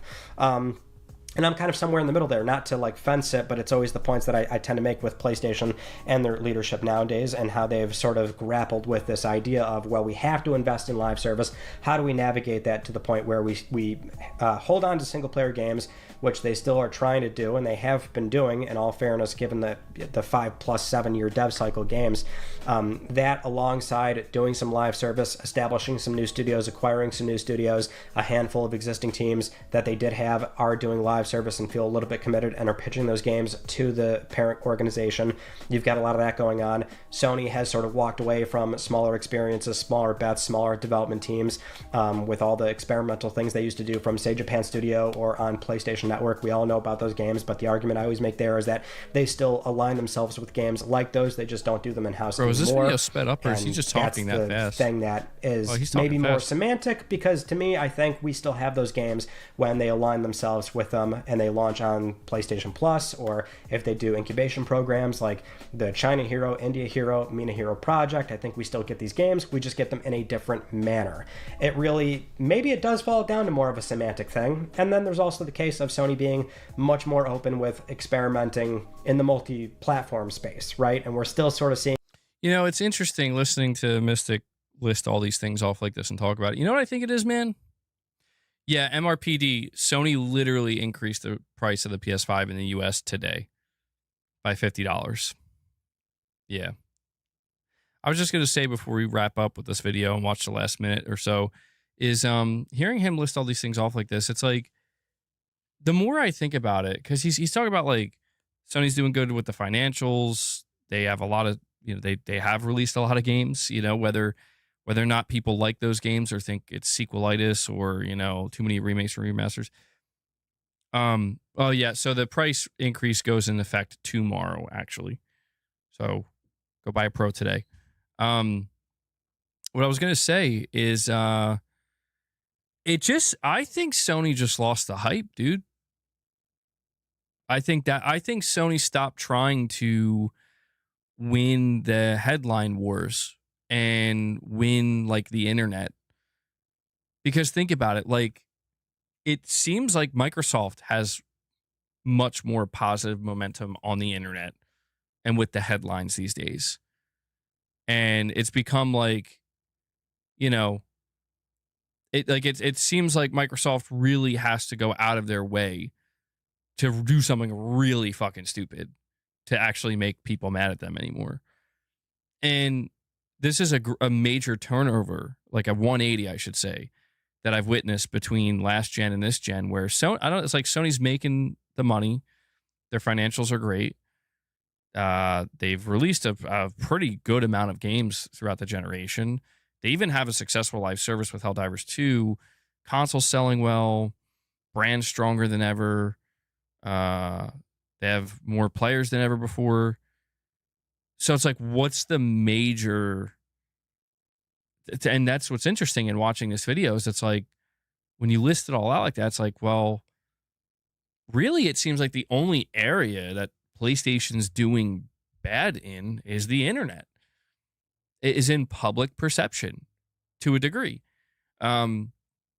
Where it feels like last gen they were trying so hard to up the spectacle and make sure everybody's happy all the time on the internet, and that the positive conversations were just continual and ongoing. You know what I mean? Yeah, and that's the thing. Sony does better in the market, even with so much negativity from the perception angle of it, yeah, it's kind of weird. It's kind of weird in a sense. It's like, has PlayStation lost their way? If you listen to the internet will say, oh my God, yeah, PlayStation fucking sucks now. You look at everything else beyond internet comments and it's like, they're kicking ass. I'm not even just from a monetary standpoint. Like, dude, they have the most players essentially, like on console. They're making like the most money by a landslide because of people spending money on games on the console. Don't they want to kick more ass? I mean, that's the thing is I wonder if they just basically kind of gave up on trying to, because think about it, like. You have people out here. We got a rumor from Jeff Grubb that I covered about Sony getting ready to do another show in September. And Jeff Grubb said it might be a showcase, probably a state of play though. And there's just the reactions from people are negative. Just pure negative on the internet. I haven't seen anybody expressing any level of excitement. Pretty much for Sony doing a show in September. And one of the biggest reasons for that is because people are like, we know it's just going to be a state of play. And that could mean we get a big first party reveal, but we know it would probably just be one reveal. In other words, it's not a big showcase and it's not a spectacle. And that's what's interesting is that if you look at Sony, it's almost like they've been so consistent in how they operate that consistency has turned into where things almost kind of feel a little bit mundane. It feels like routine and it feels like it's become mundane. And And that is the opposite of what Sony was trying to do last gen, where last gen Sony, it almost seemed like they were trying too hard, where they're like, we're going to do a PlayStation experience on top of doing E3. And then PlayStation experience, they ran out of gas. And they were like, oh, wait, we actually don't have enough. I don't think we have enough to actually like justify this year. And the last PlayStation experience they did was like a bad one. Like people were like, bro, this sucks, you know? And you could see that maybe this is why Sony was like, you know what, let's just take a much more relaxed approach, you know? I don't know. Well, see, that's not true. You're saying it's because they don't show nothing. But that's the thing. If you look back at the last year, you know, they show Saros, they show Ghost of Yote, they show Death Stranding, they announce, you know, they show Astrobot and then they release Astrobot. You know, it's like they definitely are showing things, but they're kind of, it's a drip feed is what it is. I think Sony traded in the big over the top kind of like explosion that catches everybody's attention and creates that spectacle, you know? It almost feels like it's like Sony, you went from watching the fireworks in person to now you're watching it on your TV. You're watching a fireworks show on TV. Or like being at a concert in person. That's a better analogy. It's like being at a concert in person, you know, and being in like, you know, close proximity to the stage, experiencing it that way, to like now you just get to watch the concert on TV. And I think that's what Sony lost, because they don't have that anymore. They just don't. It doesn't matter what they show. Like, for example, if they do a state of play next month and the big final reveal of that state of play is Cory Barlog's new IP or new game or whatever, and it's fucking awesome, it's still, for so many people, not going to be enough. It's just not going to be enough, because it's like people are going to walk away and be like, that's it. If you add it to everything else, it's a lot. But in isolation, it's like, yeah, that is just one game. And I just think that there's almost an argument to be made that Sony did too good of a job last gen, bro. They did too good of a job. I don't know. All right, let's listen to the last minute of this video. That develop over time, and it's still unknown as far as how far they'll really take that. Right now, they're getting as far as they've ever been with multi-platform, right? So really depends on who you ask when there's that rhetorical question of, has PlayStation lost their way? I think it's hard to say they have, looking at how well they're doing right now, although it's still always fair to be disappointed with PlayStation 5's output, the first-party output. And if you've been a long-standing PlayStation fan, then there's no denying that things are a lot different nowadays. But with that said, I'd be curious to see how people are feeling about this. I'm sure it's not going to be too much different from where it's been the last few years, but either way, we still have some game announcements coming up. It looks like September is going to have a State of Play or showcase, so we should have some things coming from PlayStation fairly soon. But anyway, that's about it for this conversation, and I will see you all in my...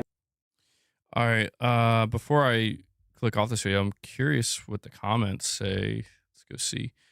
So we got 908 comments. Sony went from setting the trends to chasing the live service trend and threw creativity completely out the window.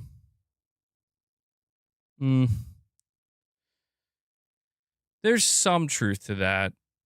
I mean, I would argue Sony wasn't really setting trends, at least not last gen. If I'm being like completely honest, because like think about it, how many games have truly tried to copy like The Last of Us or Uncharted or, you know, games like that? I feel like I feel like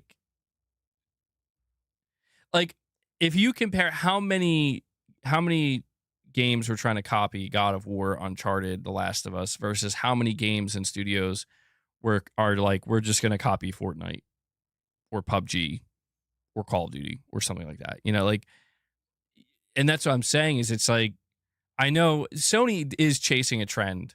No, hold on. Sony is not chasing a trend with live service. And that's the problem with this comment I understand where he's coming from. But the problem with this comment is that Sony is actually not chasing a trend because live service is not a trend. Live service is here forever and will be it is the dominant force in gaming, and it will only grow from here. Doesn't matter what anybody thinks. You know, if you feel like, I'm not going to care about gaming when that happens, then you better stop caring about gaming now, because that is happening right now more than ever. It doesn't mean you won't get single player games. To be clear, you will still get single player games, but you better believe that live service in this industry is the priority by about 10 miles right now. And eventually that 10 miles is going to turn into 20 will turn into 30. Before you know it, you know, it's just going to be the way things go. But again, that doesn't mean single player games won't be there. Doesn't mean they won't be there. They will still be there. You think Sony was doing over the top blockbuster style advertising? Now it's kind of lackluster advertising, you know? That's true, Shadowlink. That's a good point.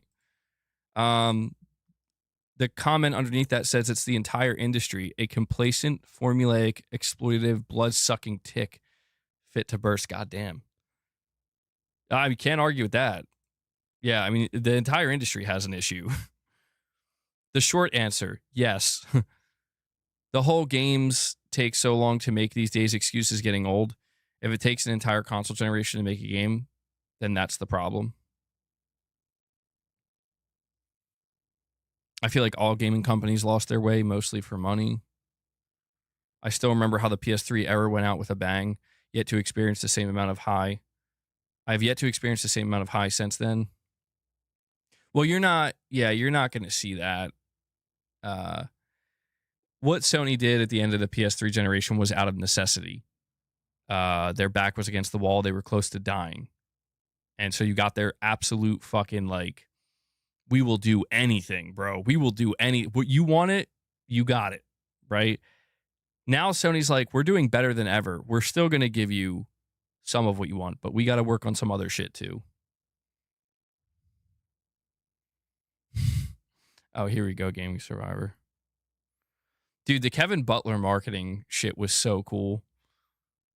But it felt real at the time, you know? Like, it felt kind of real, if that makes sense. Like, if they were to do Kevin Butler style marketing now, it would come off as fucking cringe, because it's like, guys, come on. Like, you get what I'm saying? I think it worked perfectly during the PS3 era, because they needed that angle. Sony needed that angle of, like, we're not like regular corporate. We're cool. We're cool with you guys, right? These days, Sony's like, don't look at us. Go away. Well, give us your money and then go away. Go fucking buy some of our slop from the PlayStation Store. Somebody says here, yes, the suits have ruined the brand. This gen has been so disappointing, and with the current trajectory, I don't see myself dying to get a PS6. Yes, it's the most disappointing. Jesus God, man. Everybody in this comment section is so disappointed. Disappointment, bro. The most disappointing PlayStation gen ever. What? Is it? Dude, how is it? Okay, hold on, though. How is it that bad? Like, ever? What? Dude, hold on, though. Like, how? But I don't understand, bro. Like, people, I guess, don't like, what about God of War Ragnarok? What about Demon Souls? What about Ratchet and Clank? What about Horizon? What about Returnal? You know, what about fucking Ghost of Yote? Like, what about Death Stranding? Like, why don't people care about this shit? I don't get it. Like, I can understand if you're like, too many sequels, but if that's your most disappointing gen ever, then fuck, I don't know. Oh, I don't know I don't know. I mean, you got like Astrobot, Helldivers. I don't know. Like, dude, I gotta admit, I wouldn't know what to do at that point where it's like, bro, what are you talking about? Maybe they want more new IP, but then you see people hating on Intergalactic. I'm not even trying to be defensive. I'm just genuinely confused why people view this as the worst generation. Like the worst? The worst? What? I mean, don't get me wrong. Like PlayStation's had some good generations. Absolutely. I could totally understand if you're like, PS4 was better, but I don't know. They want all the small, quirky games. You think that's what it is? Well, to be fair, when you look over the games that Sony has published this generation, they've gotten way more picky about publishing. That's true. And they've definitely walked away from the smaller, quirky games, generally speaking. So I can understand that. If that's what brought you to PlayStation, that makes sense. But I don't know, Sony. Just fucking make Bloodborne 2. Everybody will forgive you. Everybody will be happy.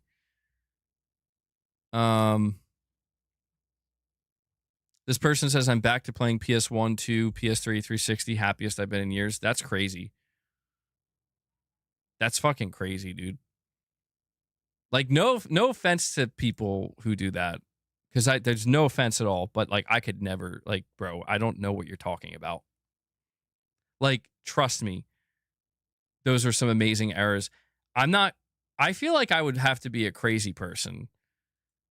It's just me. I'm just speaking on behalf of me. Like, I think I could appreciate those older games again, where it's like, oh my God, dude, I remember this. And some games absolutely hold up. But the idea that it's like, don't you want to play the original Resident Evil 4 over Resident Evil 4 Remake? It's like for the not the novelty, but for the nostalgia, yes. Yeah, like I can appreciate this art style and the graphical fidelity. It stands on its own. But fuck, I want to play the remake. The remake's insane. Like the uplift is insane. I want to play the remake. It's like, don't you want to play the original Demon Souls over the remake? And it's like, if I wanted to have an appreciation for that era of gaming, yes. But in terms of like, which one if I had to choose, like, which one you're going to play right now, it's like, I'm fucking playing the remake,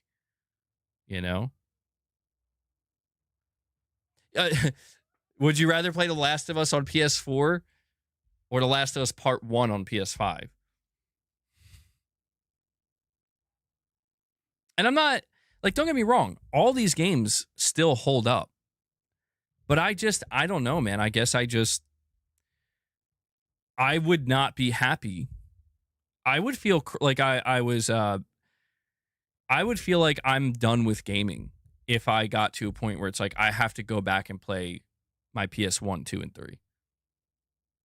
And I don't mean, like, that's how I would feel. Like, I clearly don't like video games anymore. Like, I grew out of video games and I like the old stuff, Like, I've been left behind. And that's fine. That's why I'm saying it's no offense to people who do this. I'm just speaking for me, where it's like, I could not do that, man. I couldn't do it. I'm a graphics snob. I wouldn't know if I'd say I'm a snob. It's just that if you give me something that looks a hell of a lot better, I'm going to appreciate that and be like, yeah, that's probably what I'd rather see on my screen. But trust me, man, it's like, when I go back and I watch this footage of games like Resident Evil 4 on the PS2, it's like, yeah, man, I have an appreciation for that, because I remember when I first played that, how mind-blowing it was. But then, I'm looking at it in a post, in a post RE4 remake world, and I'm like, oh man, like, God damn. This is like, I'm looking at like Resident Evil 2 remake is even crazier. Like, to me, that's like the craziest one, where it's like, I just put Resident Evil 2 PS2 footage, or PS1 footage, I mean, in my video yesterday. And I was looking at it and I was like, oh man, I forgot how shit this game looks. Like, I'm not gonna lie. I just was like, I forgot how bad. Like at the time, it was great, but like being this far removed from it, I'm like, I forgot how rough it was. You know. And then I look at the remake and I'm like, oh my God, dude. Still insane what they did with that. I sound like Jim Ryan. Who would ever play that? I am like Jim Ryan. Who would ever play that garbage? I'm just being honest with myself, you know? I don't want to say shit just to appease. Like, listen, man. If you look at these older games and you're like, these are so much better than the shit that's out today, and I'd much rather play it, more power to you, man. I'd probably be a happier person if I could do that, but I just can't do it. Silent Hill 2 Remake flopped? I don't think it flopped. The game is 27 years old. Well, that's what I'm saying. It should look like that. It should look exactly like that. And I'm like, yes. But I can't deny that when I see the opening to Resident Evil 2 on the PS1, and I'm like, at the time, this was fucking crazy. And it's still terrifying, to be clear. It's still terrifying. And there is something, like, even though the graphics are not great, it has this atmosphere. But then when you see everything that made that great uplifted with Resident Evil 2 Remake, and you see that same opening area, and it's like, oh man, like this is like 10 times scarier now, because this looks fucking real. You know, like, holy shit. You know, this is it's too real, man. Shout out to RE2 Remake. You sound like a good friend of mine where he complains and vomits when I bring up old games. No. I just think, I'm like, look, it's not about throwing shade at older games. I just think it's crazy. Like, I don't believe people fully. Like, in this case, whoever this commenter is, I'm back to playing PS1, 2, and 360 or PS3 games. Happiest I've been in years. Like, years? Like you're saying that like the last like 5 to 10 years of gaming have made you miserable? That just tells me you grew out of gaming, dude. You know what I'm saying? You think modern games suck? I don't know. I guess I'm just, I don't know. I don't agree. Like, I see games like Phantom Blade Zero, Resident Evil 9, you know, and I'm like, these fucking games look, you know, Ghost of Yote coming up, playing Death Stranding 2. I'm like, what? They suck. Nah. Who knows, though? Give it a couple more years. Maybe I'll be in the same boat. You know what? These games do suck. Maybe when I get to Horizon 3, that's what'll do it. Like, you know what, guys? I was a little bit late to the party, but yeah. Sony fucking sucks. I'm tired of this shit. Yo, Kojima's breaking me, though. I talk about how much I love gaming. Let me tell you, man. I'm trying to get the platinum for Death Stranding 2. It's breaking me. It's making me... I got to be careful, because I'm getting to a point where I'm, like, starting to hate the game. And the last time I got to this point was with Returnal, when I was trying to get the last glyph. And it was like, randomly generated. Death Stranding 2 is slowly breaking me. We have New Soul 9. He says, MBG, speaking in future terms, if the majority consume gaming through VR headset and you enjoy playing with a controller or your hands, would you stop gaming? Possibly, yeah. See, that's something where I could see myself becoming the person that's left behind, where I'm like, you know, in the future, everybody's just putting on this like really lightweight, it's like a feather headset with some headphones, and it's all motion control, but like perfectly integrated, you know, future tech shit we're talking about. And I like it. I'm like, this is cool, but it's like, I just prefer sitting in front of a TV with a controller. That's better. But like, it's a new generation. They're like, no, dude. Like, who wants to game like that anymore? Who wants to sit in front of a PC with a keyboard and mouse, or on a sofa with a controller, or in a chair? Like, Or even if you were sitting, you could still, you're still using it. Like, who wants to play it without the headset, I don't know if we'll get to that point. Like, that to me sounds impossible. That sounds impossible to me. But if we're talking like 20 years in the future, who the fuck knows? I will be that guy that's like, I remember the PS4 and PS5 days, And I'll be like, I'm back to playing PS4 and PS5, and I couldn't be happier. And then there'll be some streamer out there being like, I don't know what's wrong with these people, man. How could you not want to be in GTA 7 in virtual reality with this new headset or whatever? PS7 Neuralink VR, exactly. And we have MVP Moss with a $5 chat saying it's not even graphics, though. It's gameplay and physics and the density of the world. It's a more immersive experience, not to mention the frames. MVP Moss, I'm assuming you're talking about like modern games being more immersive. I mean, if that's what you're speaking to, I agree with that. And that's kind of what I'm saying, where I think it's like when you look back at a game like GTA San Andreas, I mean, I remember I got so immersed in that game, dude.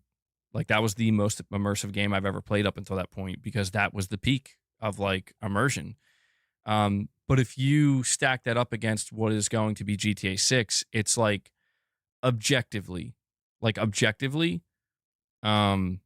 6 is going to be significantly more immersive on all levels. On all levels. Doesn't mean that it doesn't mean that that experience I had with GTA San Andreas is diminished.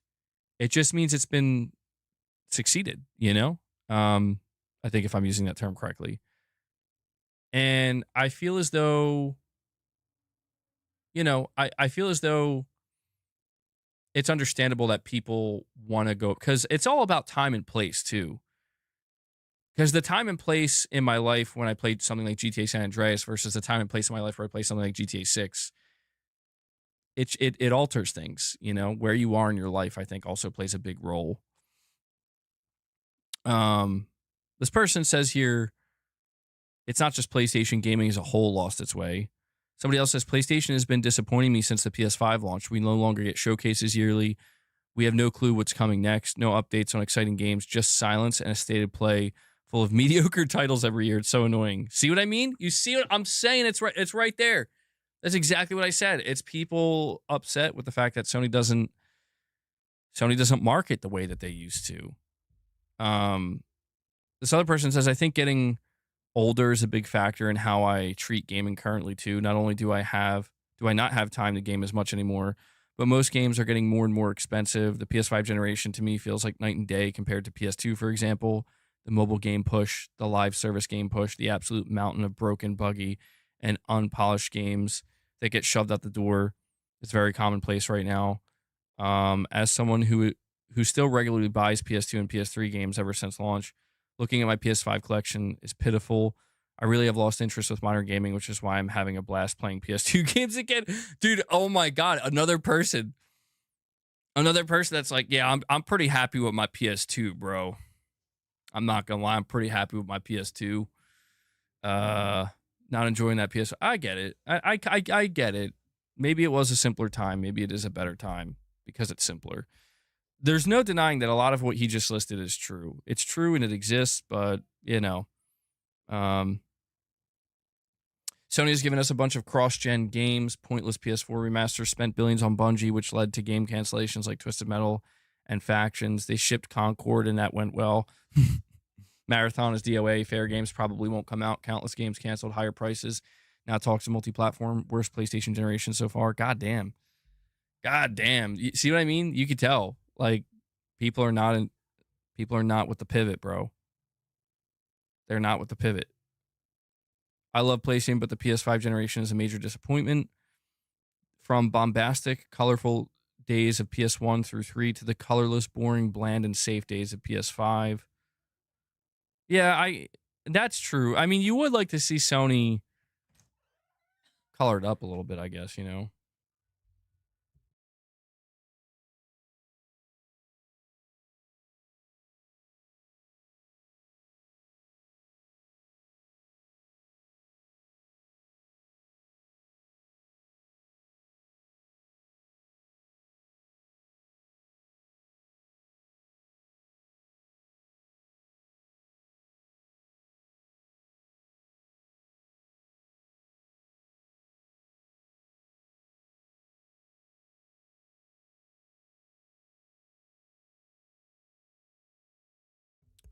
Uh, rose-colored glasses, Garrett.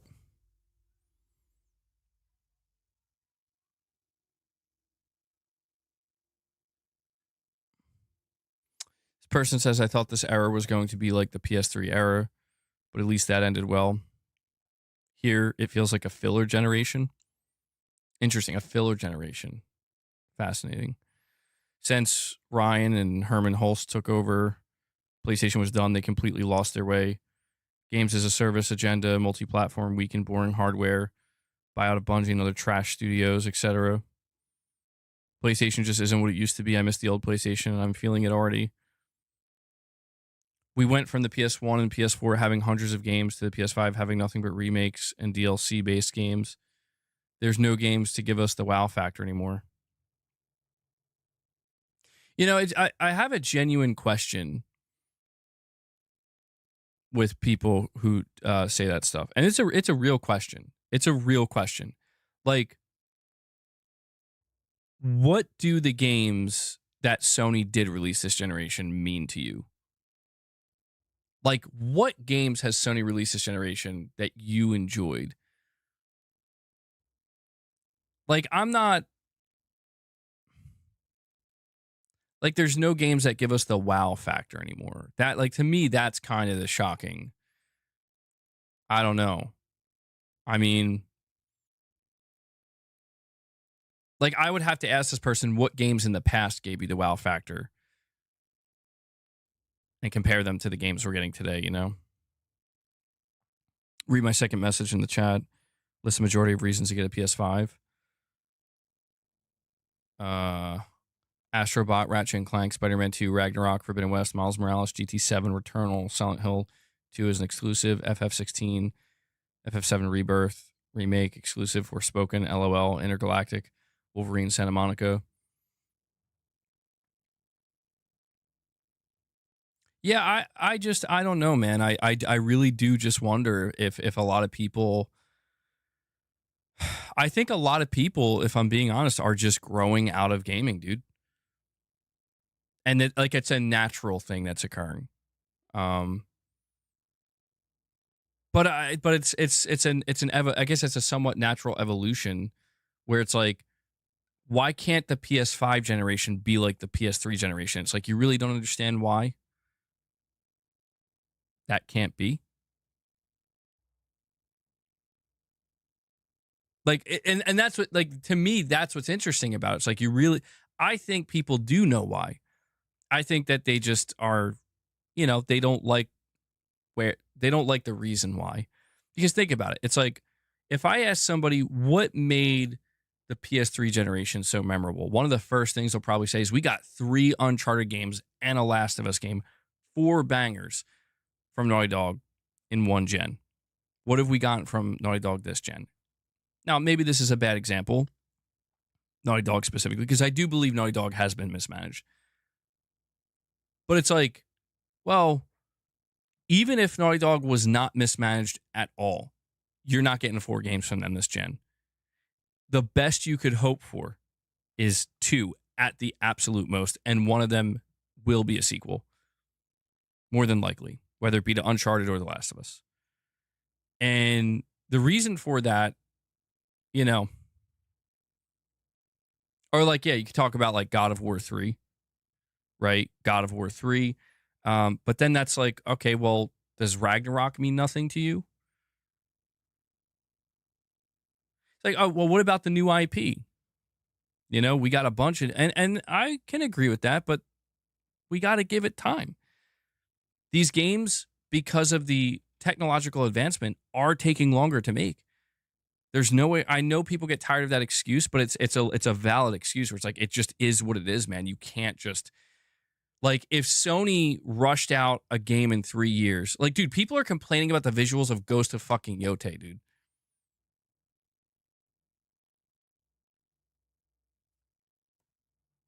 You know? And it's just like, people want more.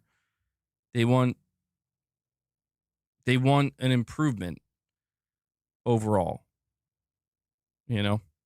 And I think sometimes there's a lot of people who maybe are like, well, I don't really want that.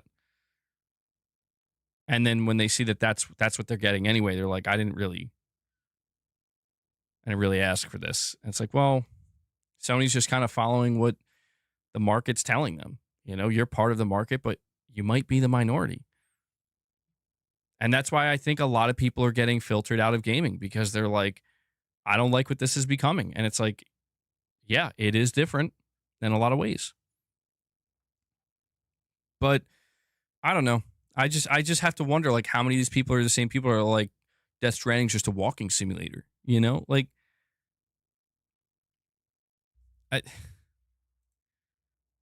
also, I just realized the screen's kind of covering my face here. We have Broccoli Rob saying, make a PSP 2 and all is forgiven. You might be in luck, Broccoli Rob. And MVP Moss with a $5 chat says, I believe the stories and characters have more depth now, more than ever. If you can't find any good games, then you aren't looking very hard objectively. Yeah, that's another thing.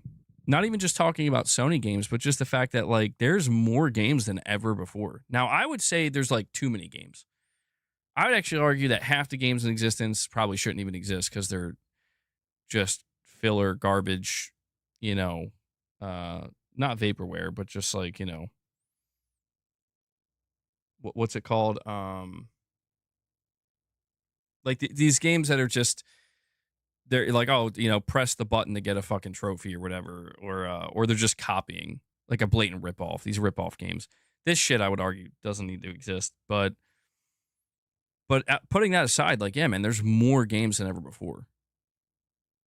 There are developers making games. Like, there's this game. I forget how I came across it, like a week or two ago. I saw it on a YouTube video called like Pumpkin Jack or some shit. It's called like Pumpkin Jack. And apparently this game is like basically a Jack and Daxter title. And it was made by one person. And it's like, if you like Jack and Daxter and you like what Naughty Dog made with that series, you're going to love this game. That exists right now. You could buy and play that right now.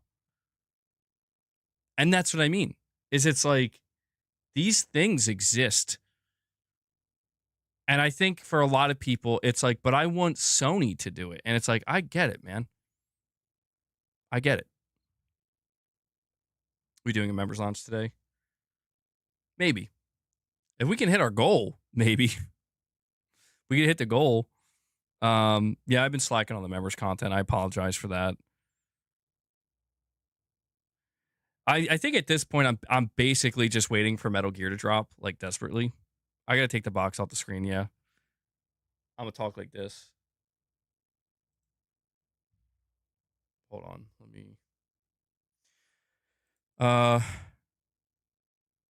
Let me see here. Stop hiding, MBG. I got to hide.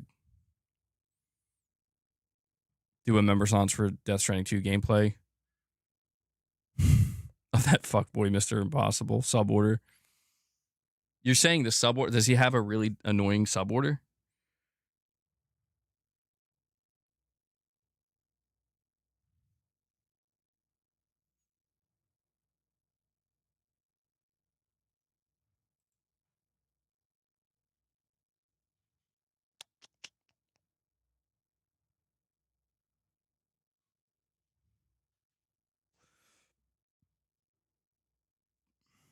Well, hold on. There's one positive comment.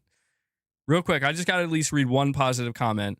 This person says, I kind of see why people feel that way, but I've really enjoyed a lot of the new games this generation, namely Horizon Forbidden West, Final Fantasy VII Rebirth, Astrobot, etc. So there is some level of positivity, okay? I found something. All right, let me head back over here.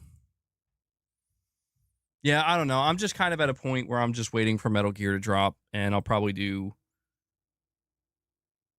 I don't know, maybe we could do a Death Stranding stream.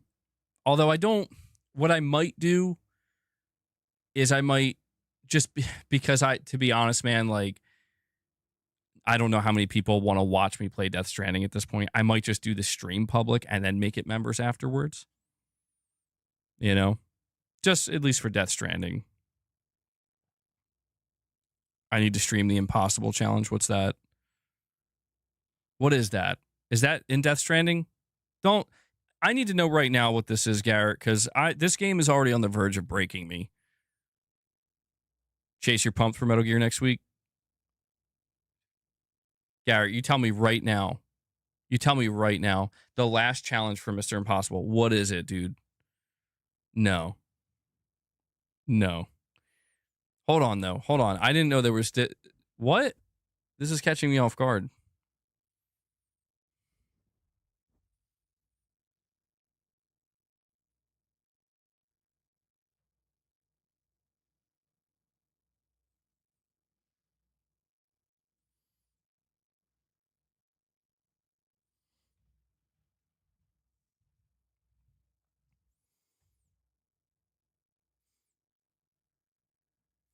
Let me see.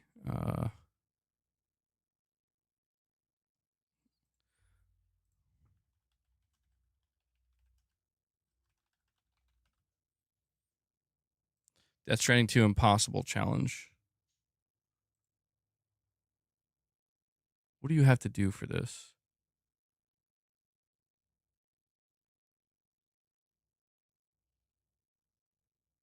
I can safely say this was the most difficult out of all the orders I've completed in both games. Express order, highly dangerous cargo, and on top of that, you have to run through the whole map before time runs out. This one had it all. What the fuck?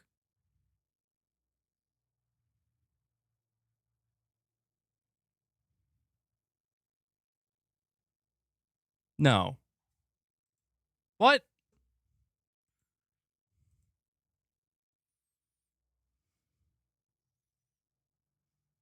You need to go around the entire map at 7 locations with armed survivalists and recover a package at each one and come back to Mr. Impossible within 50 minutes. Dude. Well, what's the strategy here? That's crazy. I didn't realize that there was... I thought the most difficult thing I was going to have to do for the remainder of the game was maybe a couple of recovery missions, but not like that. Strategy is to pray, bro. Clear the bases beforehand. Can you do that? Actually, you might be right. Can you do that? Because they'll stay knocked out for a long time. You literally run in there, grab it, and leave. Dip, dive, dodge, duck. I don't know. No, the actual strategy is to clear the bases before and then go to the snowy part first and then go around. Okay. Garrett's like, damn, I should have thought of that. Dude, it makes me wish you could get stealth camo in this game. Like the Metal Gear games. Definitely makes me wish for that. Build roads and zip lines.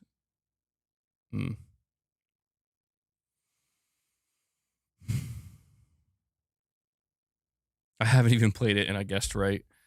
Lux, I think you're secretly playing it. You secretly love it.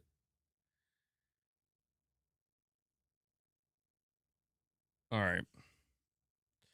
Well, I think this might be a good place to wrap up the stream, potentially. Because I pretty much did cover everything I wanted to.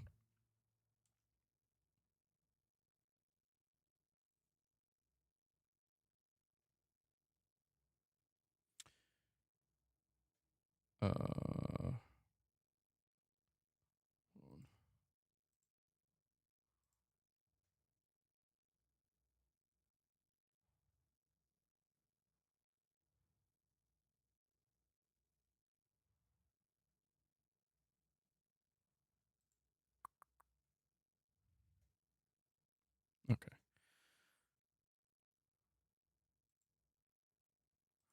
Yeah, I think this will be a good place to wrap it up. So what I think I'm going to do is after the stream wraps up, I think I'm going to be doing some Death Stranding 2 gameplay.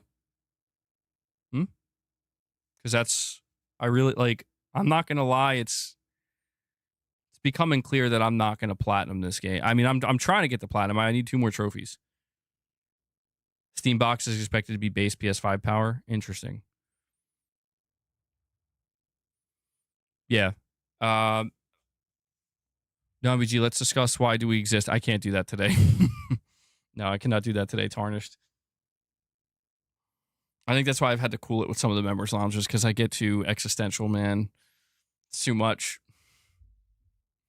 But yeah, I think that's what we'll do. I'm gonna wrap it up here because I did pretty much cover everything I wanted to cover, and we went through all the topics, and we did make it past the 3-hour mark. So, I think within like the next half hour or so, I'll get everything set up. We'll do like another Death Stranding 2 stream. All right. And then the next gameplay stream we do days at this point. I think 6 days. So definitely looking forward to streaming that.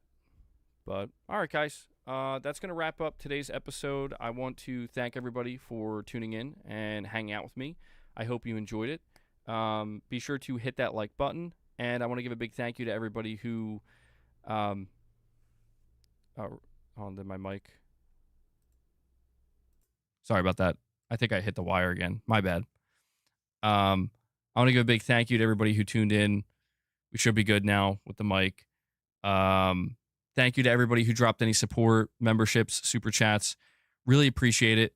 Also want to give a shout out to Devil Shooter. He does the timestamps for the stream. So if you guys see him in the comments with those timestamps, give him some thanks, show him some love, and yeah, that's going to wrap it up. So I'll see you guys in a little bit with some Death Stranding 2 gameplay.